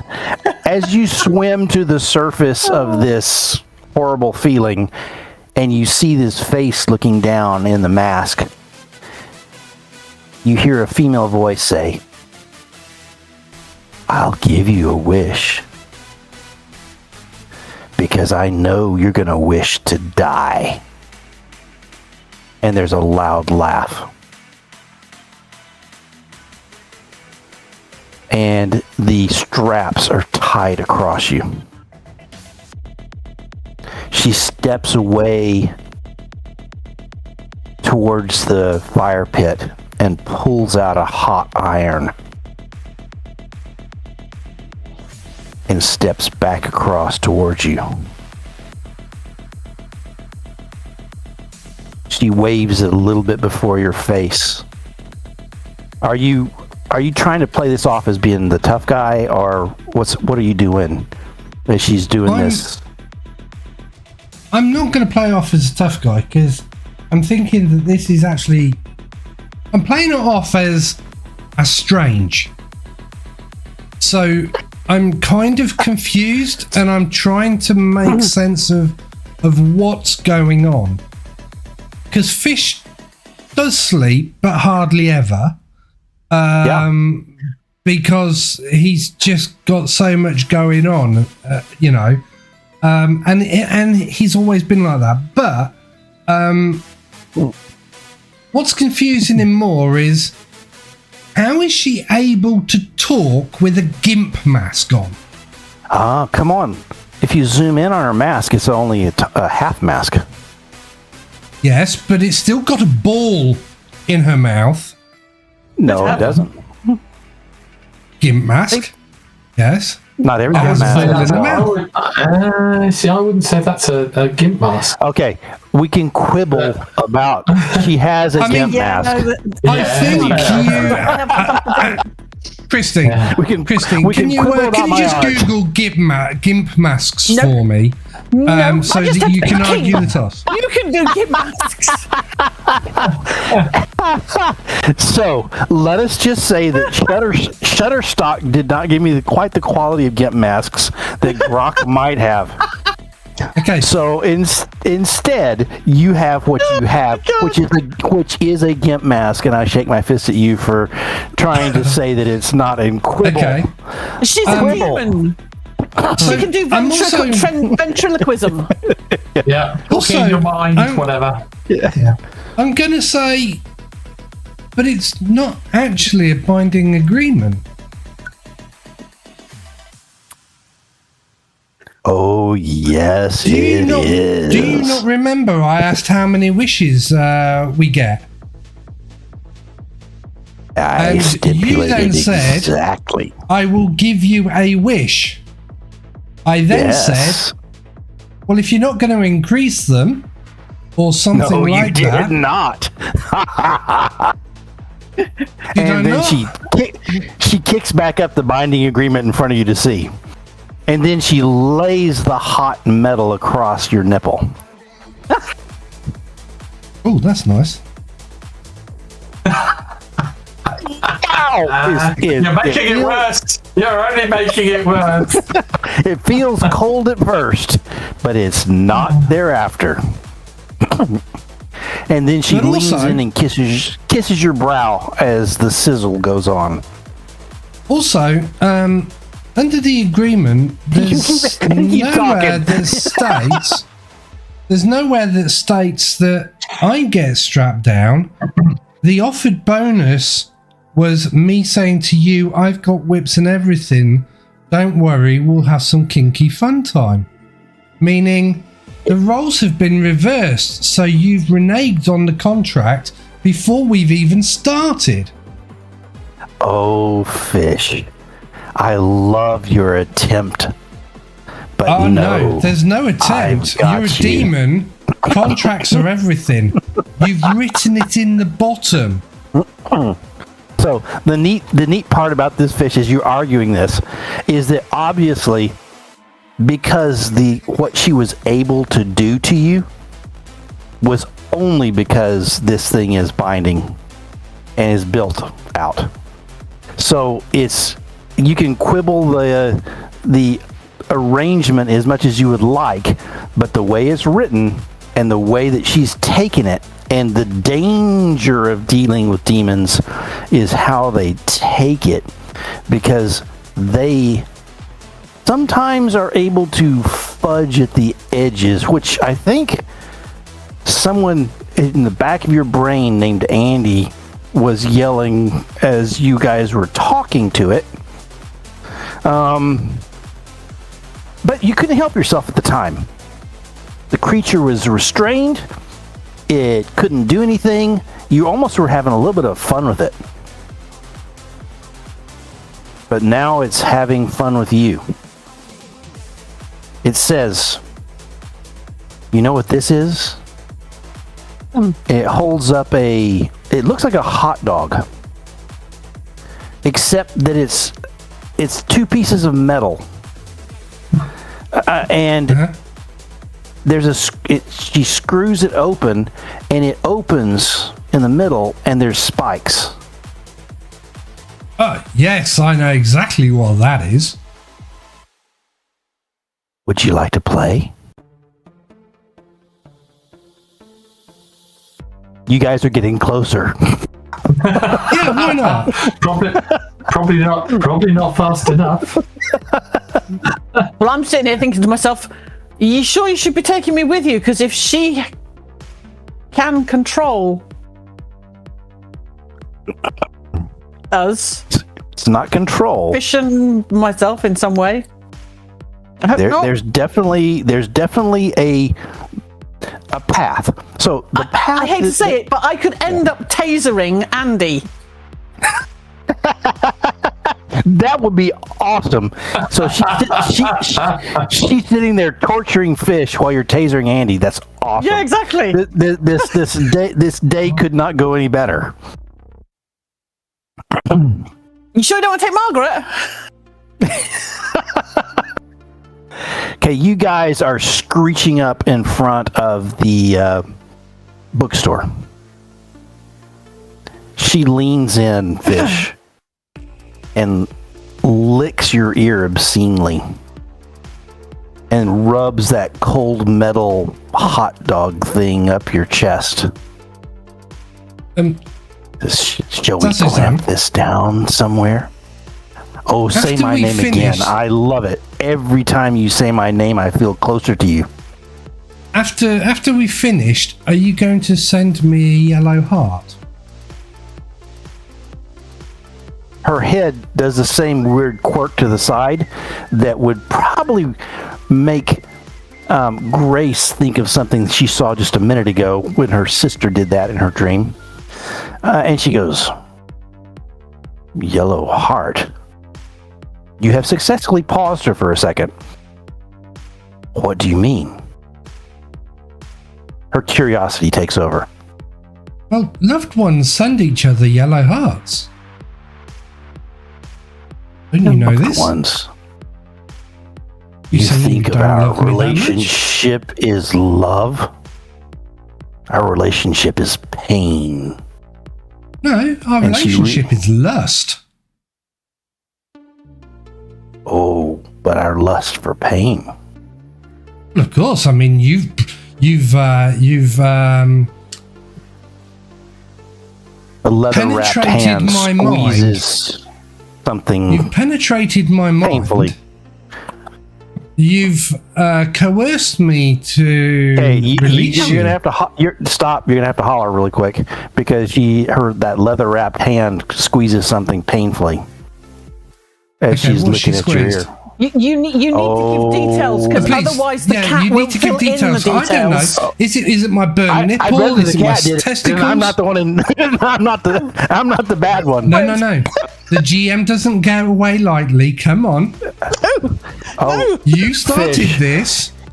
She is squeezing where the hot dog piece of metal is going to go in a minute. What, my anus? She's squeezing my anus. No, it ain't going there. No. You're in the neighborhood.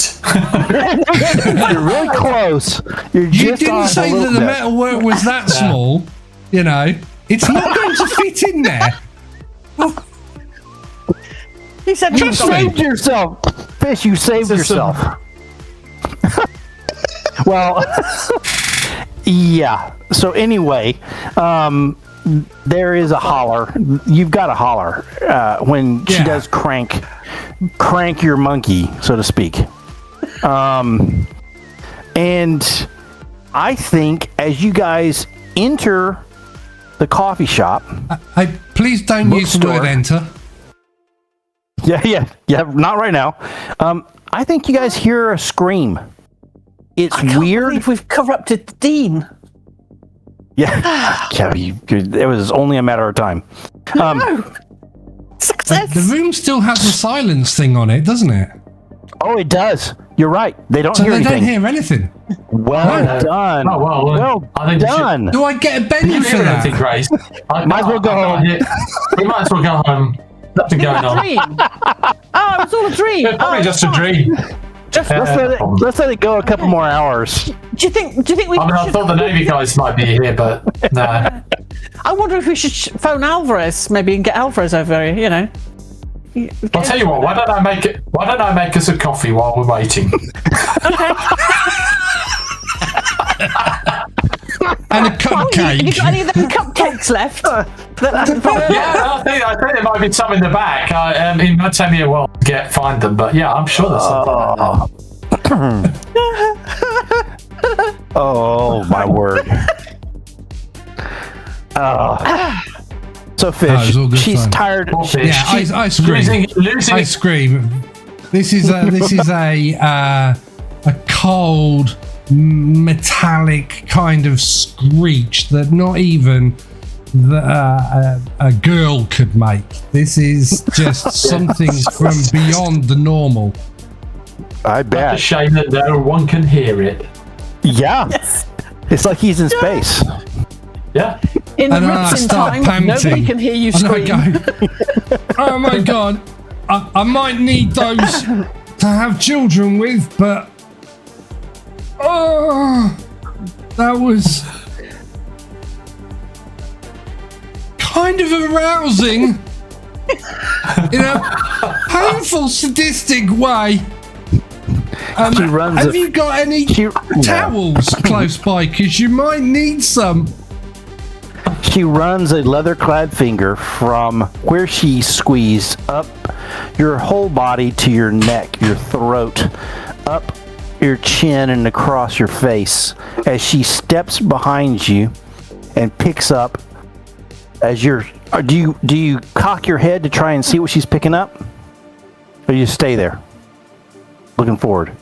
Oh, she's got your own little ball gag for you. I'm gonna stay there. I'm gonna let the anticipation come to me. And the lash of this whip across your chest is brutal because you don't see it coming at all. And slap. She's slapping you with this leather. You're not supposed to be enjoying this completely.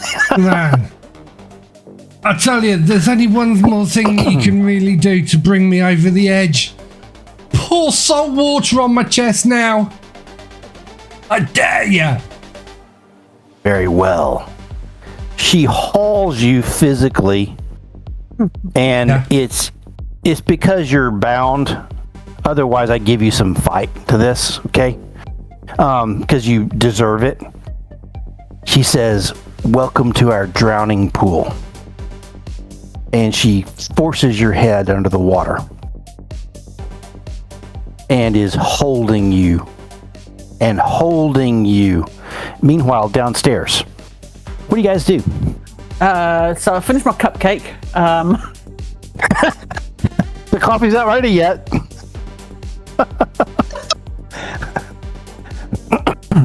No, you've obviously come into the place, and the doors. Number one, the door's unlocked. Right. Yeah. The door's unlocked. Okay. Okay.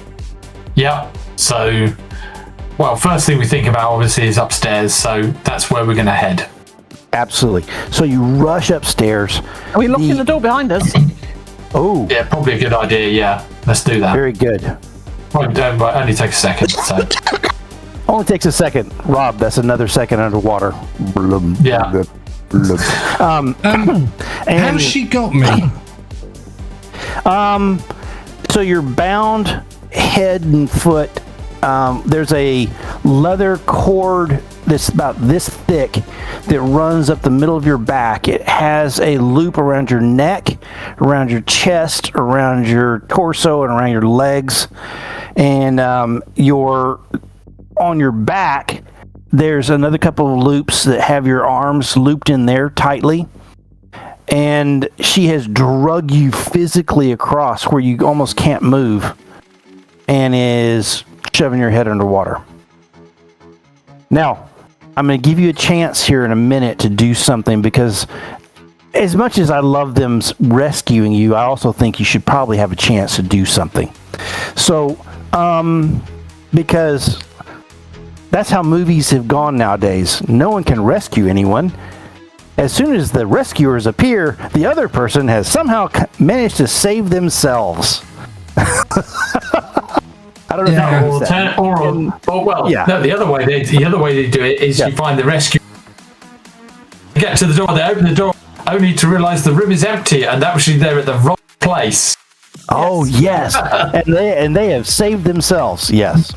Yeah. But no, we're not going to quite do that, Fish. But understand that there's only so much time this creature has on this plane. She's pulled you to a pocket dimension, and you're thinking this in your head. She can only torture you for about 10 hours. You can survive 10 hours. That's not a good thing, but you're hopeful that maybe this is not to the death. Maybe it's just to mess with you. You don't know. Okay. Well, I've got a couple of options, so good. Yeah. So what does she do? Sorry, it's Pete and Christine. Sorry, no, it's Pete and Christine. No. Sorry, no, it's Pete and Christine. Yes, it is. However, she is holding you by those back straps. Your knees are on the rocks at the edge, and she's got your head underwater. And a hard, muscly forearm in the back of in between your shoulder blades, holding you under. And the other hard, muscly arm is roughly at your belt loop area, holding you in place over that rocky edge of the drowning pool. Okay. The two of you rush upstairs. The door to the secret room is open. Okay. What can we see? As you move towards it, you can see that the line of magic powder, salt, whatever it was, has been deliberately kicked free. And there is a rip in reality, as Christine is, some of you have seen before in different, well, actually you've all seen it before just at the Ren Fair. We're going to put it down. But there's a rip in reality leading, it looks towards a stone wall and a door.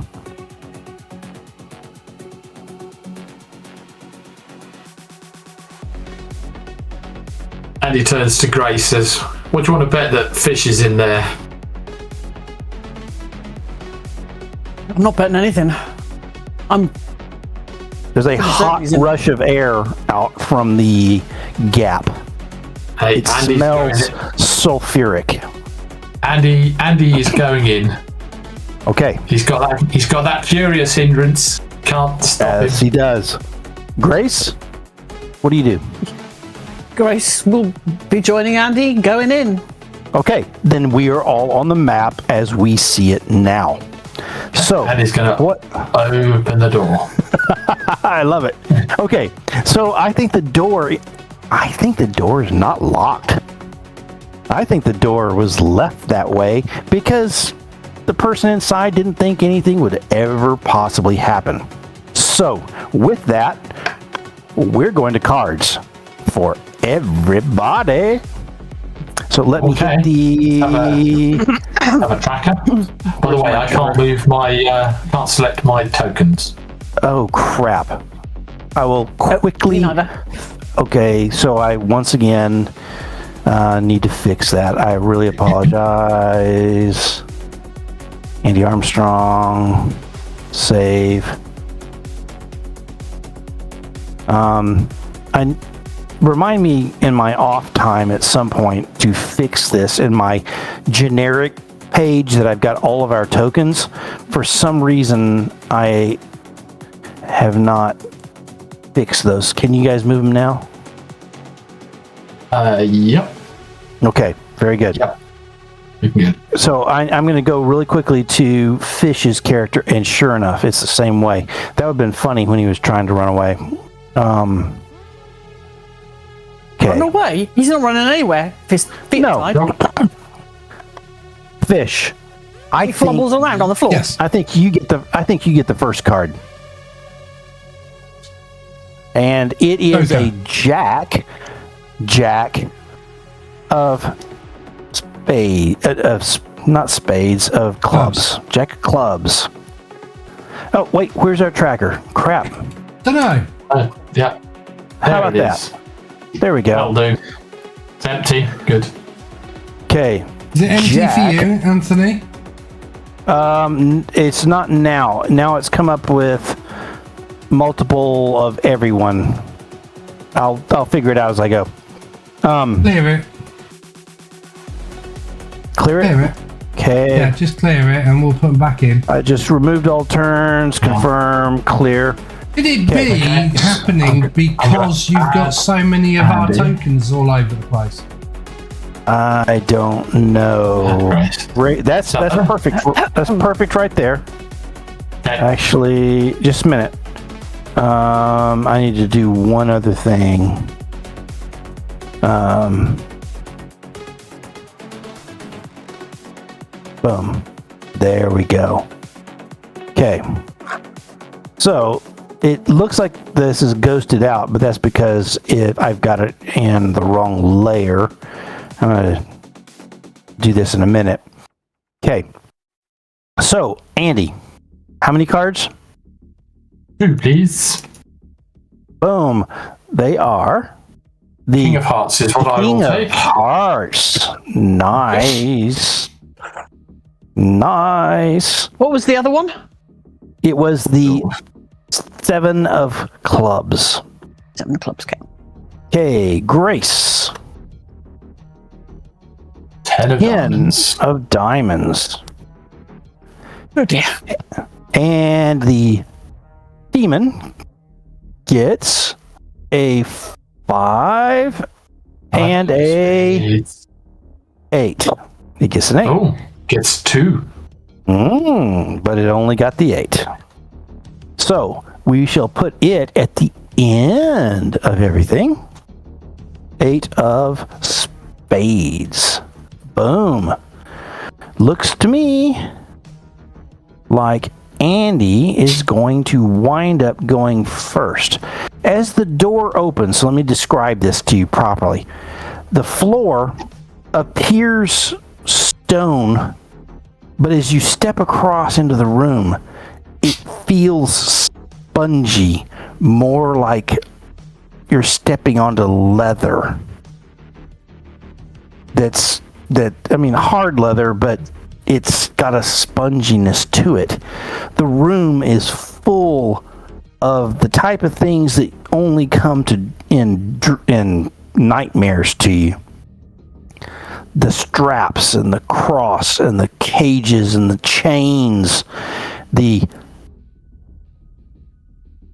pit of fire with branding irons of other types and stretching devices are all in view. But what you see across the room as you step in, Andy, is this lithe female in leather with a. It looks like that's fish, but he's in his boxers, and she's holding his head underwater. He's lying. I'm not. He's lying. Okay, you're naked. You can see, but anyway, you can see the full moon. I'm trying to make this just child friendly, but this will never happen in this such scenario. No, East Texas University after dark. Anyway, Name of the episode, definitely. yeah. So you can see you don't recognize, because that's not your penchant, but there is a buttock in the air of someone that has got their head underwater, and this lady's head snaps around as you move into the room. Okay, so go ahead and with your turn. Okay. Andy is going to run up to hit him with the taser. Well done. Going in with the taser. Gonna go with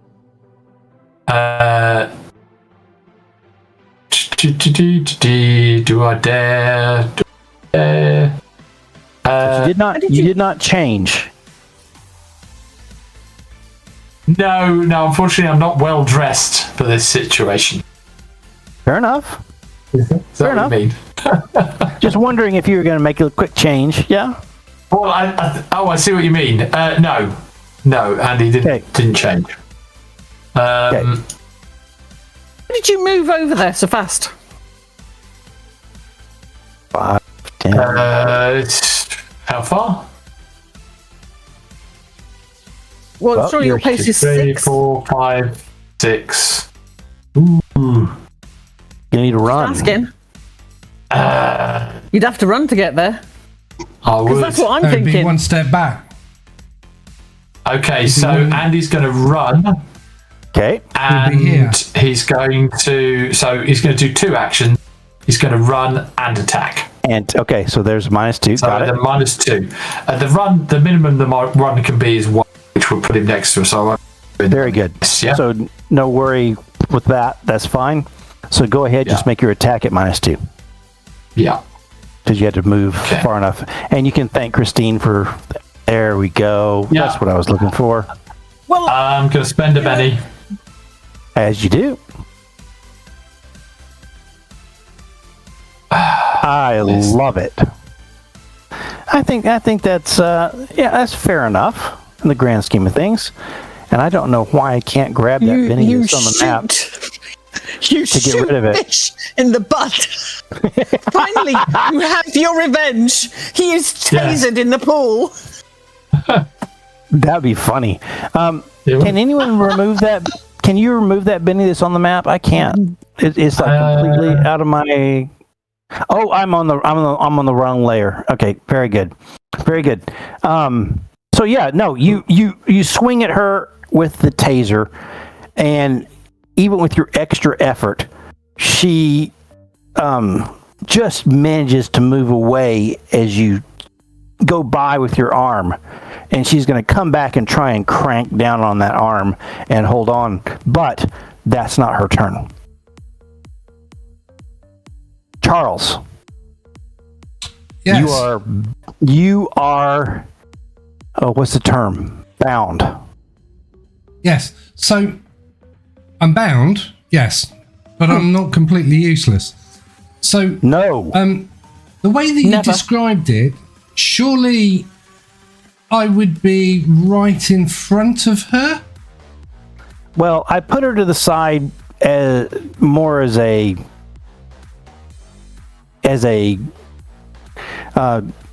graphical representation of her being sort of to the side and holding you down. I should have put her right behind you. I got it. But however, you tell me what you think. She's sort of leaning across your body, holding you down, but it's Well, it's I'm at kind an of running out it's at of- an angle. I'm kind of running out of air. Yeah, you are. Okay. My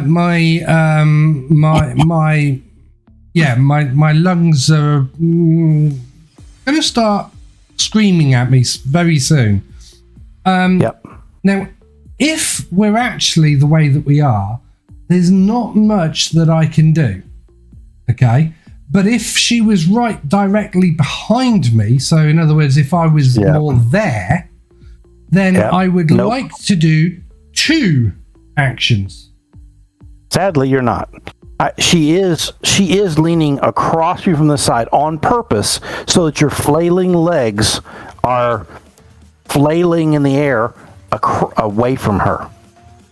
However, Andy has moved into the range of your legs. So you can feel something back there. You don't know what it is, but you can feel something back by your legs. I would like to do a multi-action. Absolutely. The first thing that I want to do... Kick the crap out of it. Okay, no.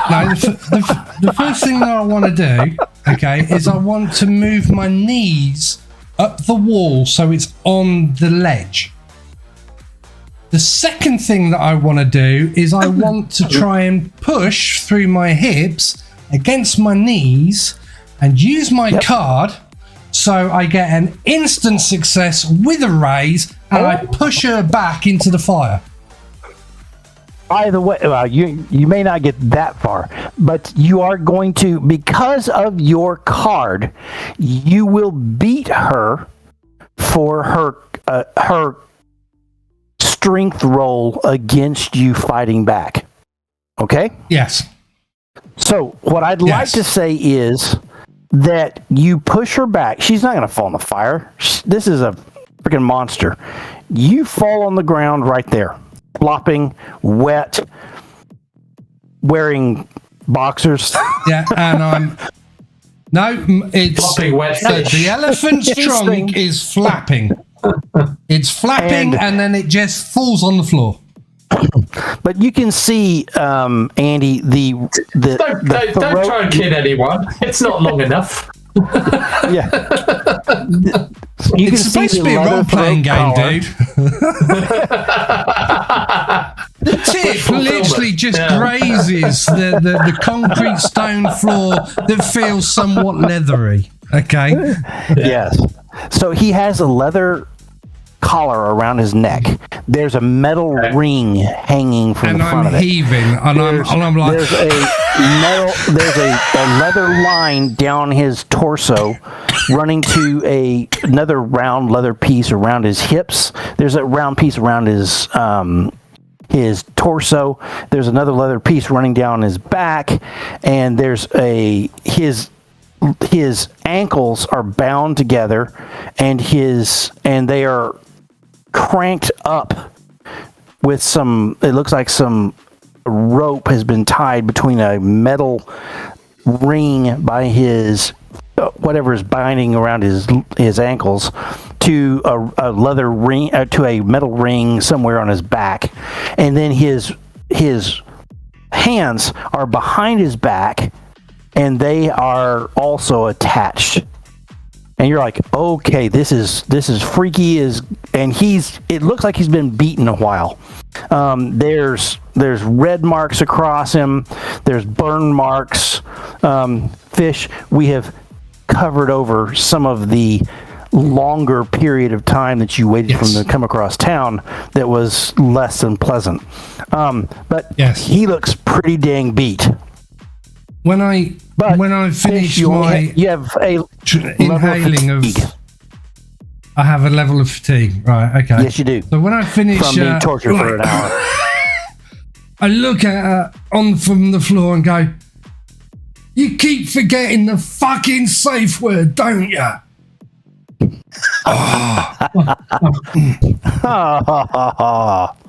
Okay. Andy, anything else your turn? That's me done. And great. I'm sorry. It's Charles. It's just his turn. He's flopped on the floor. He beat her at her attempt, but he's still all tied up in this crap. I am going to make that. You have, sorry, hang on. No. He has pushed her back. Yes. Yeah. Just Andy. quickly. Oh no, because we've had. No, I don't have anything to do because we just we finished my turn already. Yeah, We've done, Yes, we finished did. this turn. Yes, we did. done Rob's turn. That's why I So- moved across to Rob. Yeah. Yeah. Sorry. So I apologize. I gave you a little happy thought that you might have something else to do. Yeah. Don't get it I think Nice. you're spitting water out right now, Fish, and Grace. You are entering the room. I also Yes? say it was supposed to be salt water, fucker. It wasn't. It was a brackish sulfuric water. exactly. Yeah. Yeah, He asked it's for a salt bath water. water, isn't The it? contract. Yeah. Yeah, she's not good. She's not doing this contract shit much good, is she? She must be the worst fucking demon to do contracts ever. Okay, Grace, please. What are you going to do? Okay. Grace is going to come in. How far can the tasers fire? It The one should you and say I on have your is a seat. maximum of 4. Because spaces. you've got one that I've generated. Or No, I've got 2. Altered. I've got 2 tasers. I've got the distance shooting Yeah. taser, and I've got the close-up fighting taser. I have 2 tasers. One bought for me So- by my kind mother. Yeah, so but the I have 2. distance one is 1, 2, 4. That's the range. Yep. 1, 2, 4. Right. So if Okay, she so you'll be at moves minus 2 5, for 10, 15, Or 2 away. 20, 25, 30. If she moves to there with her Okay. 30 move, she is Okay. now. Is she 3 away from this She's demon? 3 away, so we're minus 4 We're at minus 4. for the shot.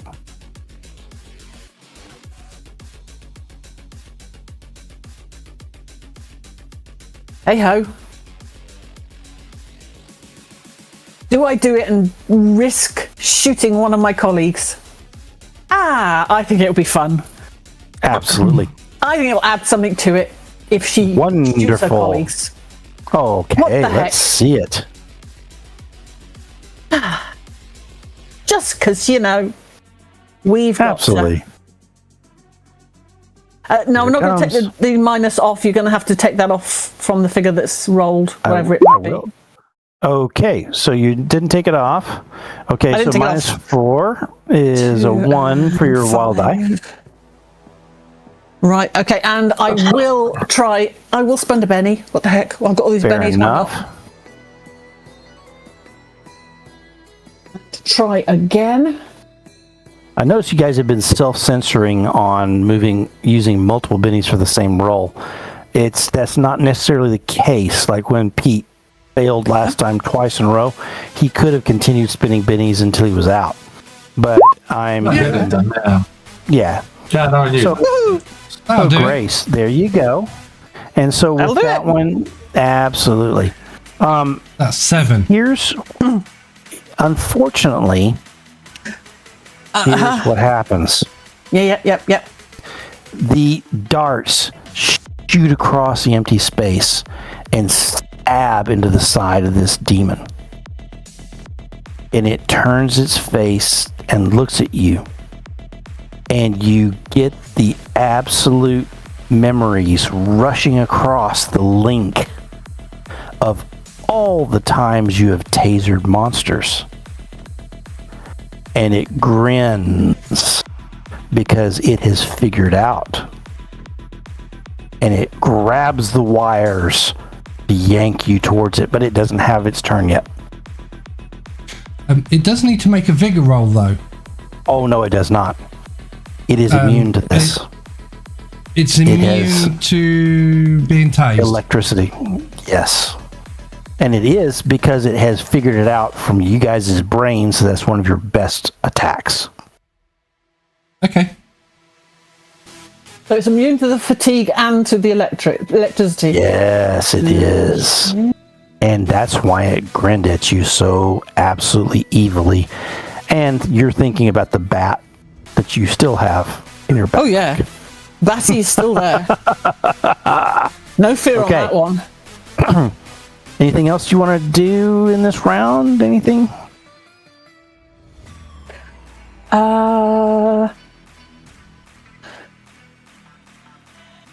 Think, having seen that reaction, she's probably gonna let go of the taser since it has not done what it should have done, and she doesn't want to be dragged across with it. No. And she's gonna start reaching for Batty. Fair enough. You will have Batty in your hands ready to go next time around. Okay. So what I'm going to do is I'm going to change out this picture because the succulent, beautiful female in leather is no longer there. Instead, it is that Strelbeck demon that we have seen before. Mm-hmm. And it's just as angry and upset about things as you would expect that you have gotten in its way. However, it does not appear too upset. It appears like it's something it just is excited to do. So, next to it, oh gosh darn it. Why is it so hard to use character sheets in this? Is going to attack not fish, but it is going to move across. Let me see what it's going to do, because fish is right there in its way. I don't think it really can move right there. No, can't. Where I put it. I couldn't move, so it can't. I think that's a little bit too tight. Yeah. So instead, it is going to, let's see, 1, 2, 3, 4, 5. So it's going to go 1, 2, 3, 4. Sorry. 5. You got it. And it's going to attack Race. Right. And then I am going to quickly pull up his character sheet again because I couldn't have both things up at once without screwing everything up. And it is going to make a fighting attack, and we will see how that plays out against your parry. That is a terrible roll. Guess what? I'm going to use a Benny. Yep. Yay! Because, oh gosh, I keep hitting it. So we're going to do another fighting roll. Come on now. That's still not going to beat your parry, is it? Nope. Nope. All right. So it's going to move to its second attack because it has 2 attacks. No! I'll use it. I will use Grace one is more just penny. dodging this thing. Just dodging it. Yes, I will use. I will use one more. Did it pop out there? Hang on, your bennies are not disappearing. They have not. They are not. No. They're all over the place. So let me. Here we go. Can I get rid of it? It keeps. There. Somebody somewhere's cheating. There. Well, you've used how many bennies now? I should be down to 1 at this point. Yeah, because I just used another one that I have not rolled yet. Well, you've already done 3 attacks. You've got so that's 2 bennies attacks. you've That's used. 2 bennies. 2 bennies, and then he attacked and missed. And No, he's only used 1 How many benny so bennies far. did you start with? 3. He had You 3 started with bennies. 3. Yep. You made 1 attack, then you used a benny to attack again, Yep. and Then then he you moved to a then you second used attack. another I moved benny. to I moved to a second no, attack. he did not. He moved to a second attack. Yes. Oh, And then okay. moved It's making. So it's making. Hang on. So it's making 2 attacks. It's making- What -2, or is it? Or it naturally has 2 attacks. It naturally has with no penalty. Gotcha. Yeah. I see. Yeah. Oh, sorry. Now I understand. No. That's very fair. I have and got it it's already. Always worth asking, especially with this GM. So we will hit our last chance at a fighting attack for this guy, who has been. Oh, look at that. Oh shit! Oh, Anyway, we were looking for something as a fighting attack that might possibly beat Grace's That's never going to beat my parry. Your parry.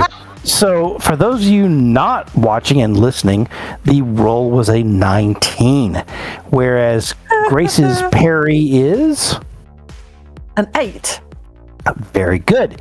So we know now that we are into the damage phase, and there will be a plus D6 because it is above. I'm assuming it's a wild card. No, it's not. Oh, isn't it? As far as that, how I've been doing it so far. So right now, it's got an 8. Does that mean does it get bonus damage then if it- No. You're absolutely right. It is a wild card. I have not used the wild card stats at all yet. No. However, at this point, it rolls the 8 for its damage and the bonus damage of 4. So we are at a 12 damage. What does that do? Toughness. Toughness is 5. Okay. It's a 7. That levels you with 7. Which would be Or that's a wound. One raise. wound. Yeah, it's shaken in a And wound. you're One raise. shaken. Shaken in a wound. You're fortunately one less than 2 wounds. Yep. So You've got shaken. one more, or you have 2 wounds. Yep. Shaken in a wound. Would you like to soak? Yes. Okay. Yeah. So vigor roll. And spend hang a on. penny. So I take the shaken off first, don't I? I don't have shaken off. No. You are shaken and wounded right now. If you play your Benny, you can soak, which is to see if you. And you make a soak roll. Yes, your vigor roll to see what happens. Okay, so I'm you spending could my just Benny. play. Yep. Okay, very good. Benny. There is a soak on the character sheet. Yeah, but do I Very have good. to have the wound and the shaken on there when I try the soak? probably I would should. do, Or not. yes. Yeah, you should. Because this is something we came across the other day when Fish was doing it, and we said he shouldn't have had them on there. So he should have had them on there. I think you should, because You're soaking to see if you can not take them, surely. okay. You know Or are what? you? Nope. I take that back, because I think the way that we had said it was that since it's for this attack, it's for these wounds. Therefore, the wounds may not have happened yet. Therefore, you should not take the penalties from them. Yet, until Okay. the soak has failed. Yeah, and I mean, that's a complicated way of viewing it, but I think Yeah. that's fair. So, nope. Go ahead and make the soak roll, and then we'll decide Before applying them. what's Okay. left. Yeah. Okay. There is the soak roll. 5. Okay, that's a 5. success. So that would take you from a wound down to what? Shaken? Shaken. Shaken. Yeah? Okay. Is that... Or I'm looking at Pete to look it up in the background Is as that- we're doing this, because I think there's something about if you beat the wound, you might also get the shaken as well. But whatever the case, Yep. Yeah, I will look it up. Keep going. so at this point, we'll consider you shaken, but we may come back on that in a second. So this thing slashes at you, and Yep. seems to catch you, and you roll away a little bit, but it leaves you off balance and trying to decide exactly what to do. At that point, we are to cards. Okay, so let us move to Andy Armstrong, who starts out with 2 cards and 6 and a 2 of diamonds. You can redo the 2, is that right? No, he can't. No. He just gets 2. He gets to choose one of them. I get to choose one. So what was it again? 6. 6 of diamonds. 6 of diamonds. Oh dear. That ain't great. All right, Fish. 3 of hearts. Oh dear, we're rolling crappy. And Grace. Oh, I thought I was going to get a face card. You toad. 6 of hearts. And the Strelbeck demon. It's getting a face card. Oh, you have got to be kidding me. Holy crap. Yep. Okay, so the Who knew that was coming? demon is... I wish I'd known. That's really cool. Now then, there's something about you can use a Benny to re-roll your card. Yes, you can. Would you like to? Any of you?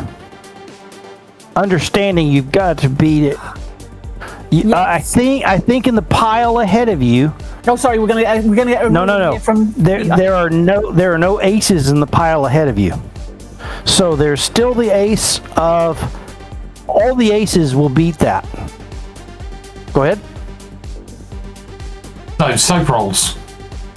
Yeah. Yep. After rolling damage, but before applying wounds, a character may spend a penny to make a soak roll. This is a vigor check with each success and raise, reducing the number of wounds suffered from that attack by 1. So the success there, so it's no raise, but 1 success, reduces the number of wounds by 1. If the character soaks all the wounds, he removes his shaken condition 2, even from a previous source. Very good. Don't count the wound modifiers he's about to suffer when making this roll. That hasn't happened yet. You can't soak more than once per attack, but may spend bennies as usual to re-roll the vigor roll if they aren't satisfied. Okay, that's perfect. So you are clear of shaken as well. And we do see that we have made the correct interpretation on how it's supposed to be when you receive damage and you are trying to do soak. Okay. Yeah, the important thing is it applies before, so don't add the wounds to your character sheet because that will affect the roll potentially. Yeah. Brilliant. My brain was screaming at me as I was putting them on, thinking, don't do that yet if you're going to soak. Anyway, sorry, yes, let's get back to now. Are we going to re-roll cards?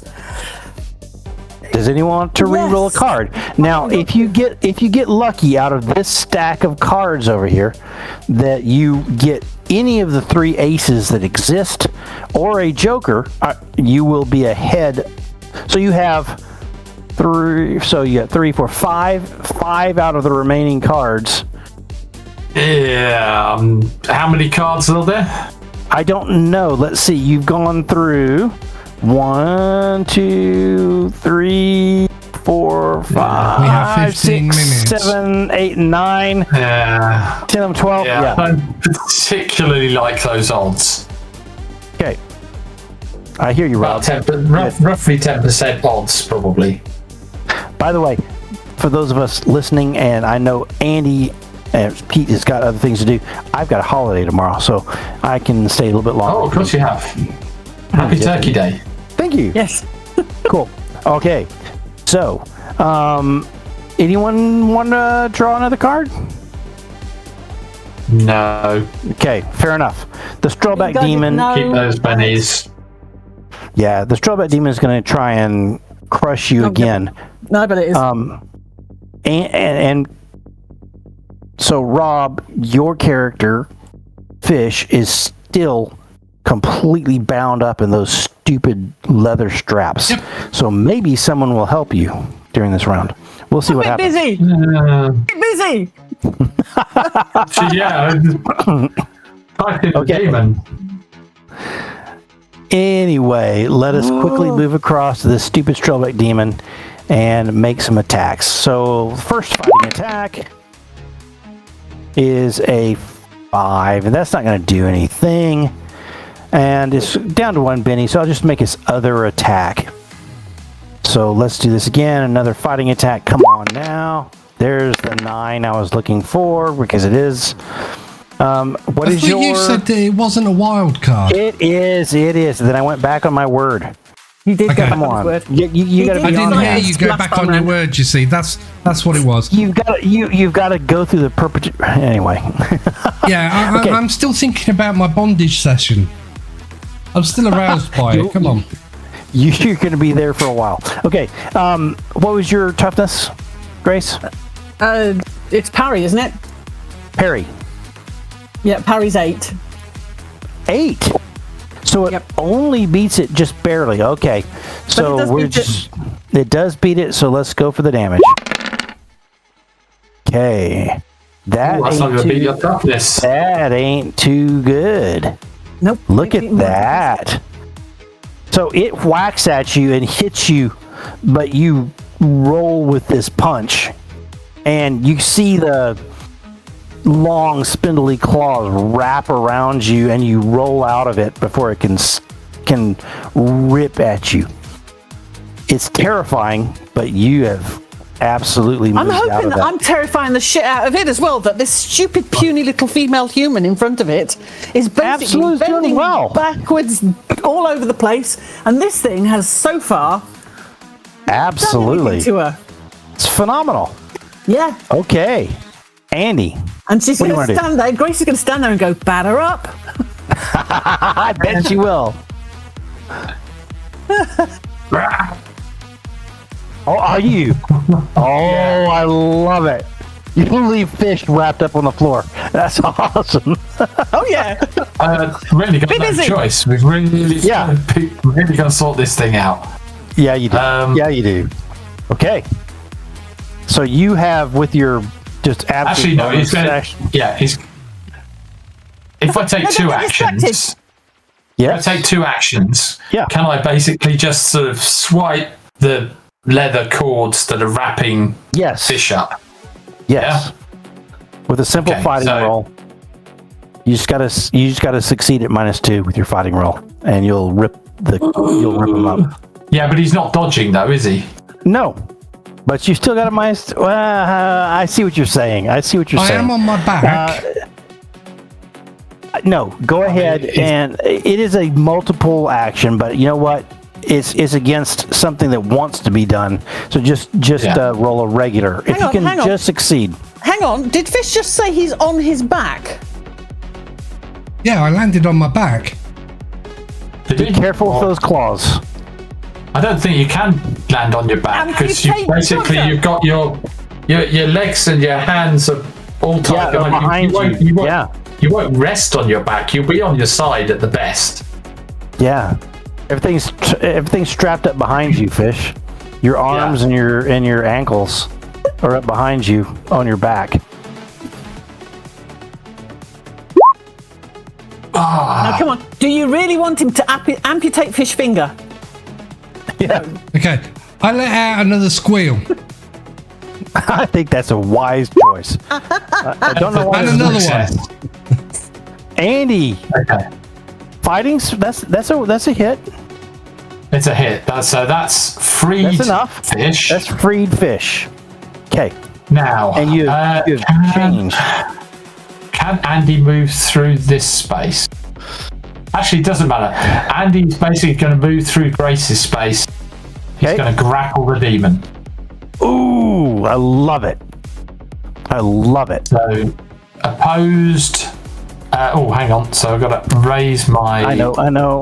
We've got to look at that really quick. And agility. And vigor, I believe. By 2 or each.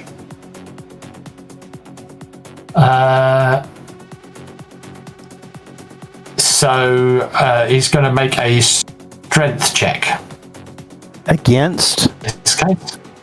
It's against the Strength or athletics. strength or agility. Strength or athletics, Strength or athletics. Gotcha. Getting there. whichever it wants. Okay. Nice. Nice. Very good. It's going to go with its strength. Oh, Fails. you've got it. I got it. So you've got it in, what is Anthony, that? do you want to spend a Bound? penny on that? Entangled. You have it entangled, right? Well, that's the yeah, automatic. Yeah, It's never bound. remember. Hang on. It's entangled. Yeah. Oh, God. It can't move and it's distracted. Yeah, but it's something along those lines. Yeah. Yep. because you have to take it up to one more level to get it to bound to where it is distracted and vulnerable. So it's distracted, so all of its actions are at -2, and it can't move. Very, very good.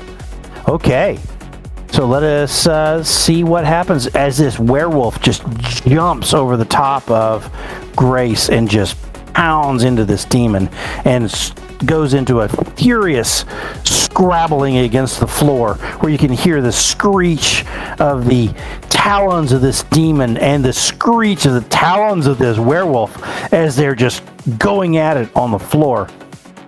Okay. Charles, you're up. No, it's You're Grace. wet. Oh, I have you out of turn order. I'm sorry. Yep. I obviously have stuff out of turn order. Okay, yeah. Go ahead. Now, my attack would actually have been before Andy's realising this. Yes, it should have. Hearts before diamonds. Yeah. Oh yeah, of course, yeah. That blows. I'm obviously hitting it with a bat, and I've got a swirling mass of werewolf and demon at the moment. Yep. Which is... Well, no, so if I attack it before... Sadly... Is it okay if I attack it? Nope. You got to do it now, because we screwed it up. So we take the pain of screwing it up. But it doesn't matter. I mean, as far as the attack is concerned, it's just distracted and vulnerable. Yeah. It's distracted. It's not vulnerable. So it's -2 to its attacks. It's not -2 to defense. True, yeah. Go on, Gracie. You've got this. But there is a gang up bonus, because... There is a gang up bonus, +1, yeah. So, I mean, you can see them scrabbling along on the ground as this werewolf is just like trying to crank one of the arms back on this demon and is sinking its teeth over and over into its shoulder. Grace is trying to hit it with a baseball bat. Very good. Nice. Oh, you did well. Look at that. I really quickly have to tell you it's Parry. What's his parry? Harry is 6. There you go. That is a raise. Yep. That's a raise. Perfect. So bonus damage. So you also get your wild die for your damage, or D6. It's the same thing. Yeah, what the are. Yeah. Absolutely. An 8. What'd you get? Nice. 8. Its toughness is 6. So it so is just shaken. It is shaken. I've got it down as shaken. Ladies and gentlemen, where is it on the screen? So it wasn't shaken before, was under it? Andy. It's under Andy. Yeah. Okay. So it is Andy. it is shaken at this point. I'll put Andy there, but they're actually in the same square. Do you have another attack? No, you didn't. Yes, you didn't. I do. You didn't. Well, I've got my frenzy. My frenzy's always there. Oh yes, cool. Okay. Well done. Edged. That's awesome. So my frenzy. Okay, basically. I'm gonna leave it at. I'm not gonna spend my Benny to unshake it before you hit. So go for it. Just try again. That's a hit. Well, it's a hit because it's 6, right? We just established. So go ahead and roll your damage.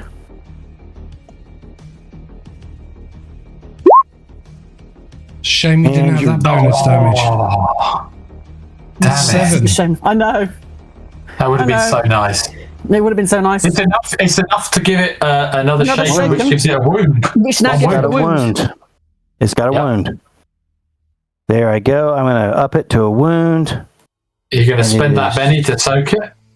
Shaken. You know what? I think it should, because that would get rid of my last Benny and all that other stuff. So come on. Oh, it's behind the turn order when I bring it up. There we go. So I'll pull that on the field, and then I will do a quick vigor roll for this guy once I can get to it, which is unshake. And then I look across to finally see it. No. Yeah. Why? No, it's not an unshake. It's a soak No, it's roll. not. It's a soak roll. Soak. It's a soak roll. It's vigor. That's a very, very different thing. There's a soak roll on your character sheet, so if you go... Yeah. I clicked on that. There's a soak roll over there. Yeah, but I did not You've got an unshake roll that. and you've got a soak roll. Yeah, I hit the wrong button completely. Yep. I'm looking for the soak roll. It's next to the unshake. I don't. To the right of unshake. I don't actually have that on fatigue. Don't you? Oh, okay. Have you opened your character sheet up to the... Have you opened it up to the green lock? To the second set page? You've got the big shaken on page, there. the editing page. The editing page. And you've got shaken on the far right-hand side. You've got shaken. Why would you not have that on the lock roll? Oh, I know. I know. It should be, but it's, yeah. I must admit, I rarely... Yeah, you failed. That's the penny, yeah. Yeah, absolutely. Okay. So Penny's gone. It is wounded. Well done. And shaken, yeah. And it is still shaken. Nice. Very, very good. Whack! Describe that hit with your bat on this thing as it's scrabbling around with this werewolf. Well, Grace is just... She's not losing it, but she's gone into hyperdrive with this damn thing. She needs it gone. So she is literally, she pulls her bat back as far around as she can and she just lets loose the fastest swing you have ever seen, right up onto this thing's head. Right? She brings it crushing down onto this thing's head. You can just hear the sound of that crunch as it hits that skull. Absolutely. Brilliant. Okay. It is Charles. Okay. I stand up. The offended party. I think in best pulp fiction, you've got to say the words. Oh, I got to phone some brothers. Bring him down here and get medieval on his ass. You bring some tools. The things around the fire pit. I don't know what the exact quote is. They're on the map. They're on the map. Yes. But that I can see. Are they like pokers? Oh yeah. Right. Okay. And branding irons. They're probably branding irons hanging up on the wall. Oh yeah, absolutely. Branding irons, sharp little implements that are hot. Everything's burning hot. Okay. There should be several of them actually sitting in the fire, ready for you. Oh yeah. Is this one in the fire ready for me? Oh, absolutely. Okay, I picked that up. It's basically gonna be a club, and we might give you a +2 for some sort of fire damage. Okay, I don't have anything ready to go for that, so I'm just trying to make it fast and furious. Go ahead. That's all right. Okay, and I move around. It's hot. Yeah, that's all right. This is where we get the critical fail. So fail. my arsehole at this moment in time. So Andy's tail is up, and if you do a critical fail, we'll talk about that. But go ahead. Okay, and I'm going to do a multi action, which is going to be 2 attacks. Okay, -2 each one. Got it. Okay, and I'm going to use my the werewolf's ears calculating are flattened edge. back against his head. So I ignore 2 points of penalties. I'm going to use my calculating edge, which because I've got a 5 or less on my action card, so that negates the penalties. And my fighting roll comes out. Yeah, +2 for banging up, I think. Yeah. Okay, so it is not vulnerable. So you're still going to have to beat its parry. So its parry is 6. My Benny. Fair enough. Well, I matched his parry. Well, hang on. Believe it or not. He's matched the parry because he's got a gang up bonus of +2. So he's rolled 4. Oh, there it is. That's a hit. 6. Do your damage. Okay. Do your damage. Okay, can I get that Benny back then? Yes, you can. Absolutely. So the gang up bonus is very important. Okay. Yeah, it is in this case. And what are we giving the club? It's going to be a club, so we need to look that up really rapidly. And I think it's a strength plus D6 or something like that. Club. Would it be the same as my bat? Specialized weapon. Strength plus Yes, D6. yes. No. Let's use it the same as your bat. Let's do that really quick since you've got so that strength next plus D6. So that's effectively going to be 2D6.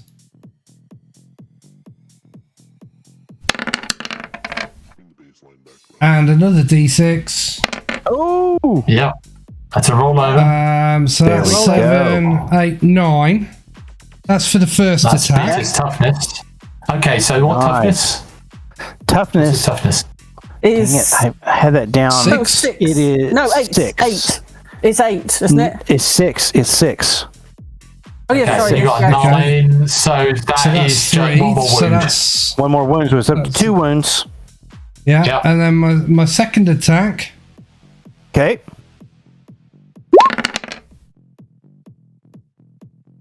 And Benny. with the 3, Benny. so that's the 6. Wild die. What? Plus the 3. Gang up Hang on. bonus.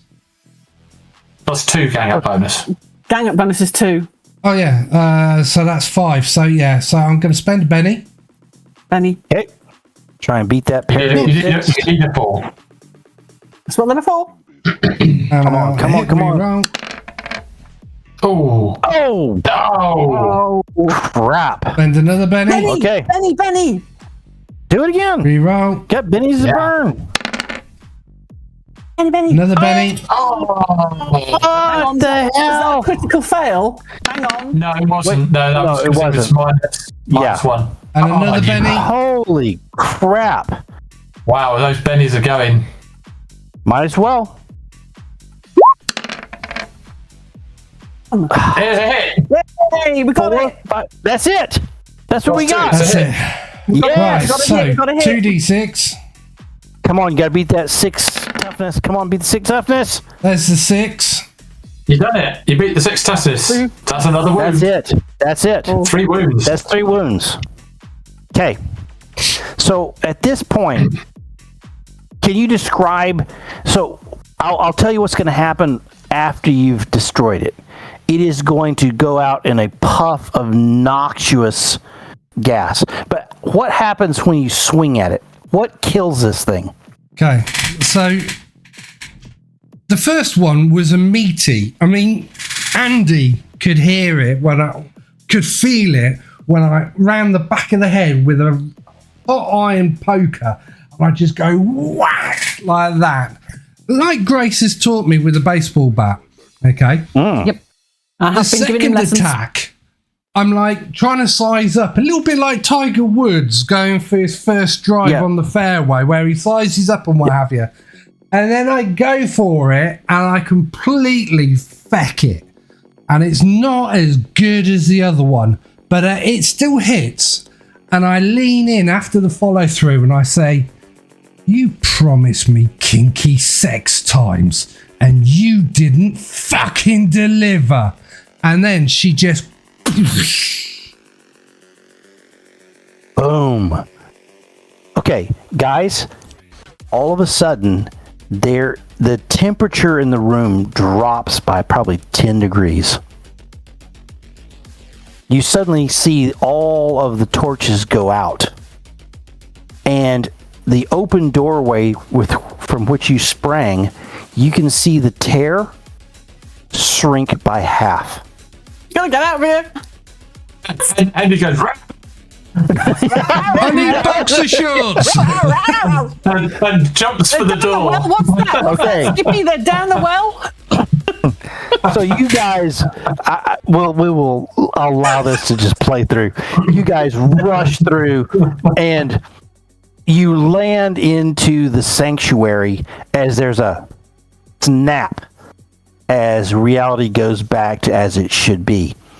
You're lying inside the circle with the spilled salt, looking at each other, going, "Wow." And I think that's where we'll end tonight. Well, one thing. Andy Okay. changes back, Fair enough. turns an exhausted head towards Fish and says, "Tell me you didn't let that thing through just so you could get your..." And the sound cut out Andy? just as you said that. I know, I completely missed it. Oh no! You know, Andy, I think I actually may have done. Cut off on purpose. You were edited. So I put a beep in it when I edited it. So it'll be fine. I'm sure Christine will put some wonderful dialogue in there. Absolutely. Yeah. I truly enjoyed tonight, largely because I've been chuckling about this for the last 2 or 3 days.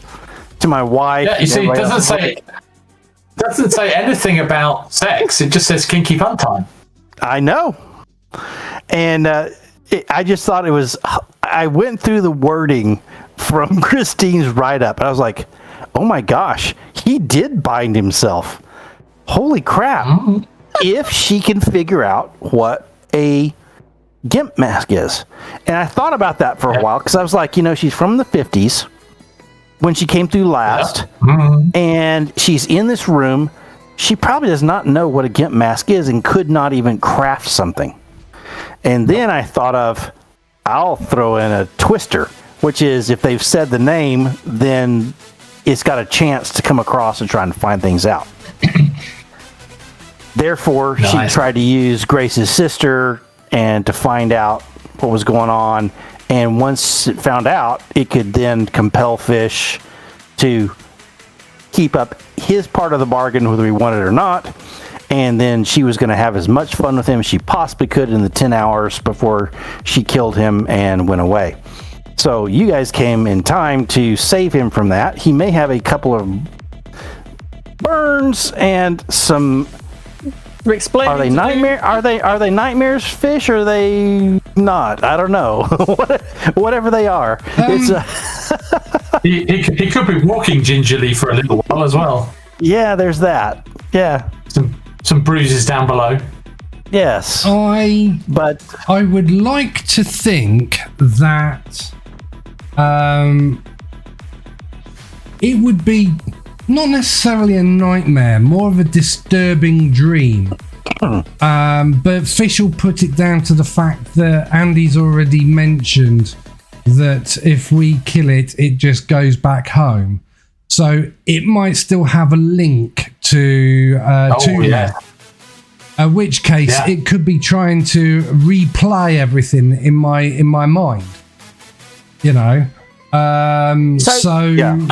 I'm just going to put in here. Grace gets up, trundles downstairs, comes back upstairs with 2 aprons, throws them at her 2 naked friends because Andy changed while he was in that room and his clothes all ripped off. He's not wearing any either now. So both of her friends are now naked, and she's going, I'm leaving here alone. You 2 can follow for 10 minutes later. I'm not being seen walk out of here with you 2 in the nuddy. Funny.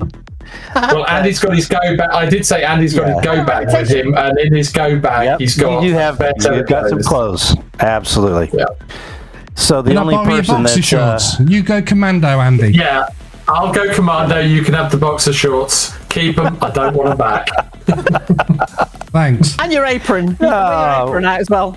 And Christine, you can add all this to the write-up, even though it's sort of quasi post-game, and we're still probably on video. But I thought it was. I enjoyed the night. I saw this coming. I was really excited. I was so excited to pull this on you, and I think it just tied together really wonderful. Yeah, I think you really thought it was good. No, you really did a good job tying it all in. Yeah. But you guys also let me do it, right? I mean, I think there was some let you do it. Yeah, there's some let me by Christine, right? She could have said, "Oh, I see what's going on here," and completely laughed away the fact that she's in this weird dream world where she's probably going to answer her sister. And I didn't fight with her with that, but she gave that to the fiction, which made the fiction cool. Rob did not say, "Don't I get any roles to fight this off?" as we're going along, which he could have, and I would have had to go, well, crap, because if he's got a roll, 2/3 of the time he's going to make it in this game. And there goes the game. As far as this piece, Rob chose to roll with it the whole way through, and it came up with a cool piece of fiction for all of us. And that's not necessarily the path you need to go if you're getting drugged to a vampire's castle. You might want to say something like, "Hey, can I have a roll?" However, this time it was actually a really cool run through to do that. And I enjoyed it very, very much. I was at a crossroads. I'll be honest with you, Anthony. And yes, we are still recording. But I was at crossroads because I was like, okay, I've been given an out. I'm not going to take it. I'm not going to take it because I want to see how dirty Anthony's prepared to go.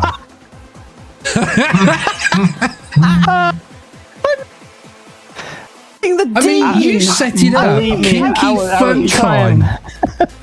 I was trying my best to get the other people there in time to save you, so I wouldn't have to go through too much. But we were downstairs having cupcakes and coffee. Exactly. It's like let's let this go on. Let's just see how this plays out. I think for Fish, I think it kind of got real when she submerged his head underwater. That's when it actually got real. Because I was thinking, I'm bound. I can't get out of this. You know? Yeah. And the only thing that I could think of was using that card. But if nobody comes, I'm only going to piss her off. And then she's going to do it again. Yeah. And I thought, what the hell? So I was kind of really pleased when somebody came through the door. Good. But of course I didn't know who it was, so I thought I'm gonna have to move off the wall somehow. You gave me the ability by taking a multi-action to use my knees, plus with the card the ability to basically push against her, you know, very, very and good. The card takes over what it's got. So you know, so I was kind of fortunate, and I was also fortunate that it was Andy and Grace that came through the door. Because if it was, if demons have buddies. Friends, you know, but yeah, I mean, really, could be the two Air Force guys. Yeah, or Josh Haggis by himself. What? Yeah, I was kind of hoping that it was all a dream. And she was just tunneling in through to my warped sexual perversions. Absolutely. But when my head hit water, that kind of woke me up. And I was like, okay, shit's actually real. What the fuck do I do? And I hope that I portrayed that. And I hope I portrayed that. Absolutely. You know? I enjoyed it. I thought it was a different way of doing it. It was brilliant. Now you know. Don't banter with the sexy demons. you just don't. So know. what Fish has learned? Just don't do it. So that was so funny because if we go back 2 sessions where you were like reading a book, and they're both like talking to the demon, both of them, you know, Christine, Grace is using his name, Fish is using his name. They're like trying to agitate it, and you're like, hey, what are you guys doing? Stop! That could be dangerous. Don't talk to the demon. God's sake. That could be dangerous. So what Fish has learned this month? Andy literally told them. Yes, he did. He literally told us after. Yes, it was too late. We did it. It was too late. After the fact. What Fish has learned so far this month in game, okay? AK-47s miss werewolves. Repeating pistols hurt. Knives hurt. Hot pokers hurt. Talking to demons is bad. and having your head underwater for so long kind of makes you a little bit dizzy when you come out. And having your junk crushed hurts. Yeah, as well. that hurts too. Yeah. That really hurts. Wow. Yeah. Wow, I mean, not if it's done That's why right. you're walking. Laugh. That's why you're walking gingerly. You were there and you went, I let out a metallic kind of scream. Yeah, the horrible scream. Yeah, he let out this huge scream when his junk was getting cranked, and that was metallic scream. I thought that was when you were coming to yourself. We're going to find the truth now. Yeah. Fish is a robot. He has been this whole time. No, it was more a way of trying. I mean, I could have used like a blackboard scream. You know, that screech from the nails down the thing, which you just can't describe without saying. It's the type of screech that you get with the fingernails down the thing. So I used the word metallic instead for when you kind of I get it. Scrape up against it. You know, it wasn't human, the scream that came out. If she didn't drag me off of the thing, I was going to role play the fact that I blossom and water my seed all over the place. But you dragged me off into the water, so you know, I'm so glad we dragged you off into the water. So you saved everyone from that. We saved everyone that was watching from that. I'm glad that Andy and Grace came before he did. Fish. Good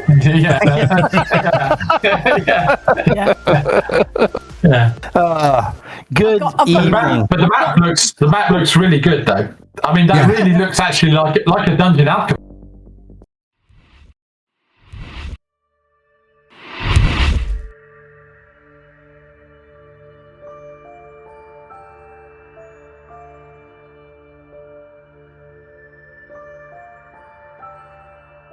If you got all the way to the end, we appreciate your support. Thank you for watching the NVRA whilst we bring you content of different games. If you like what we have done, please like and subscribe.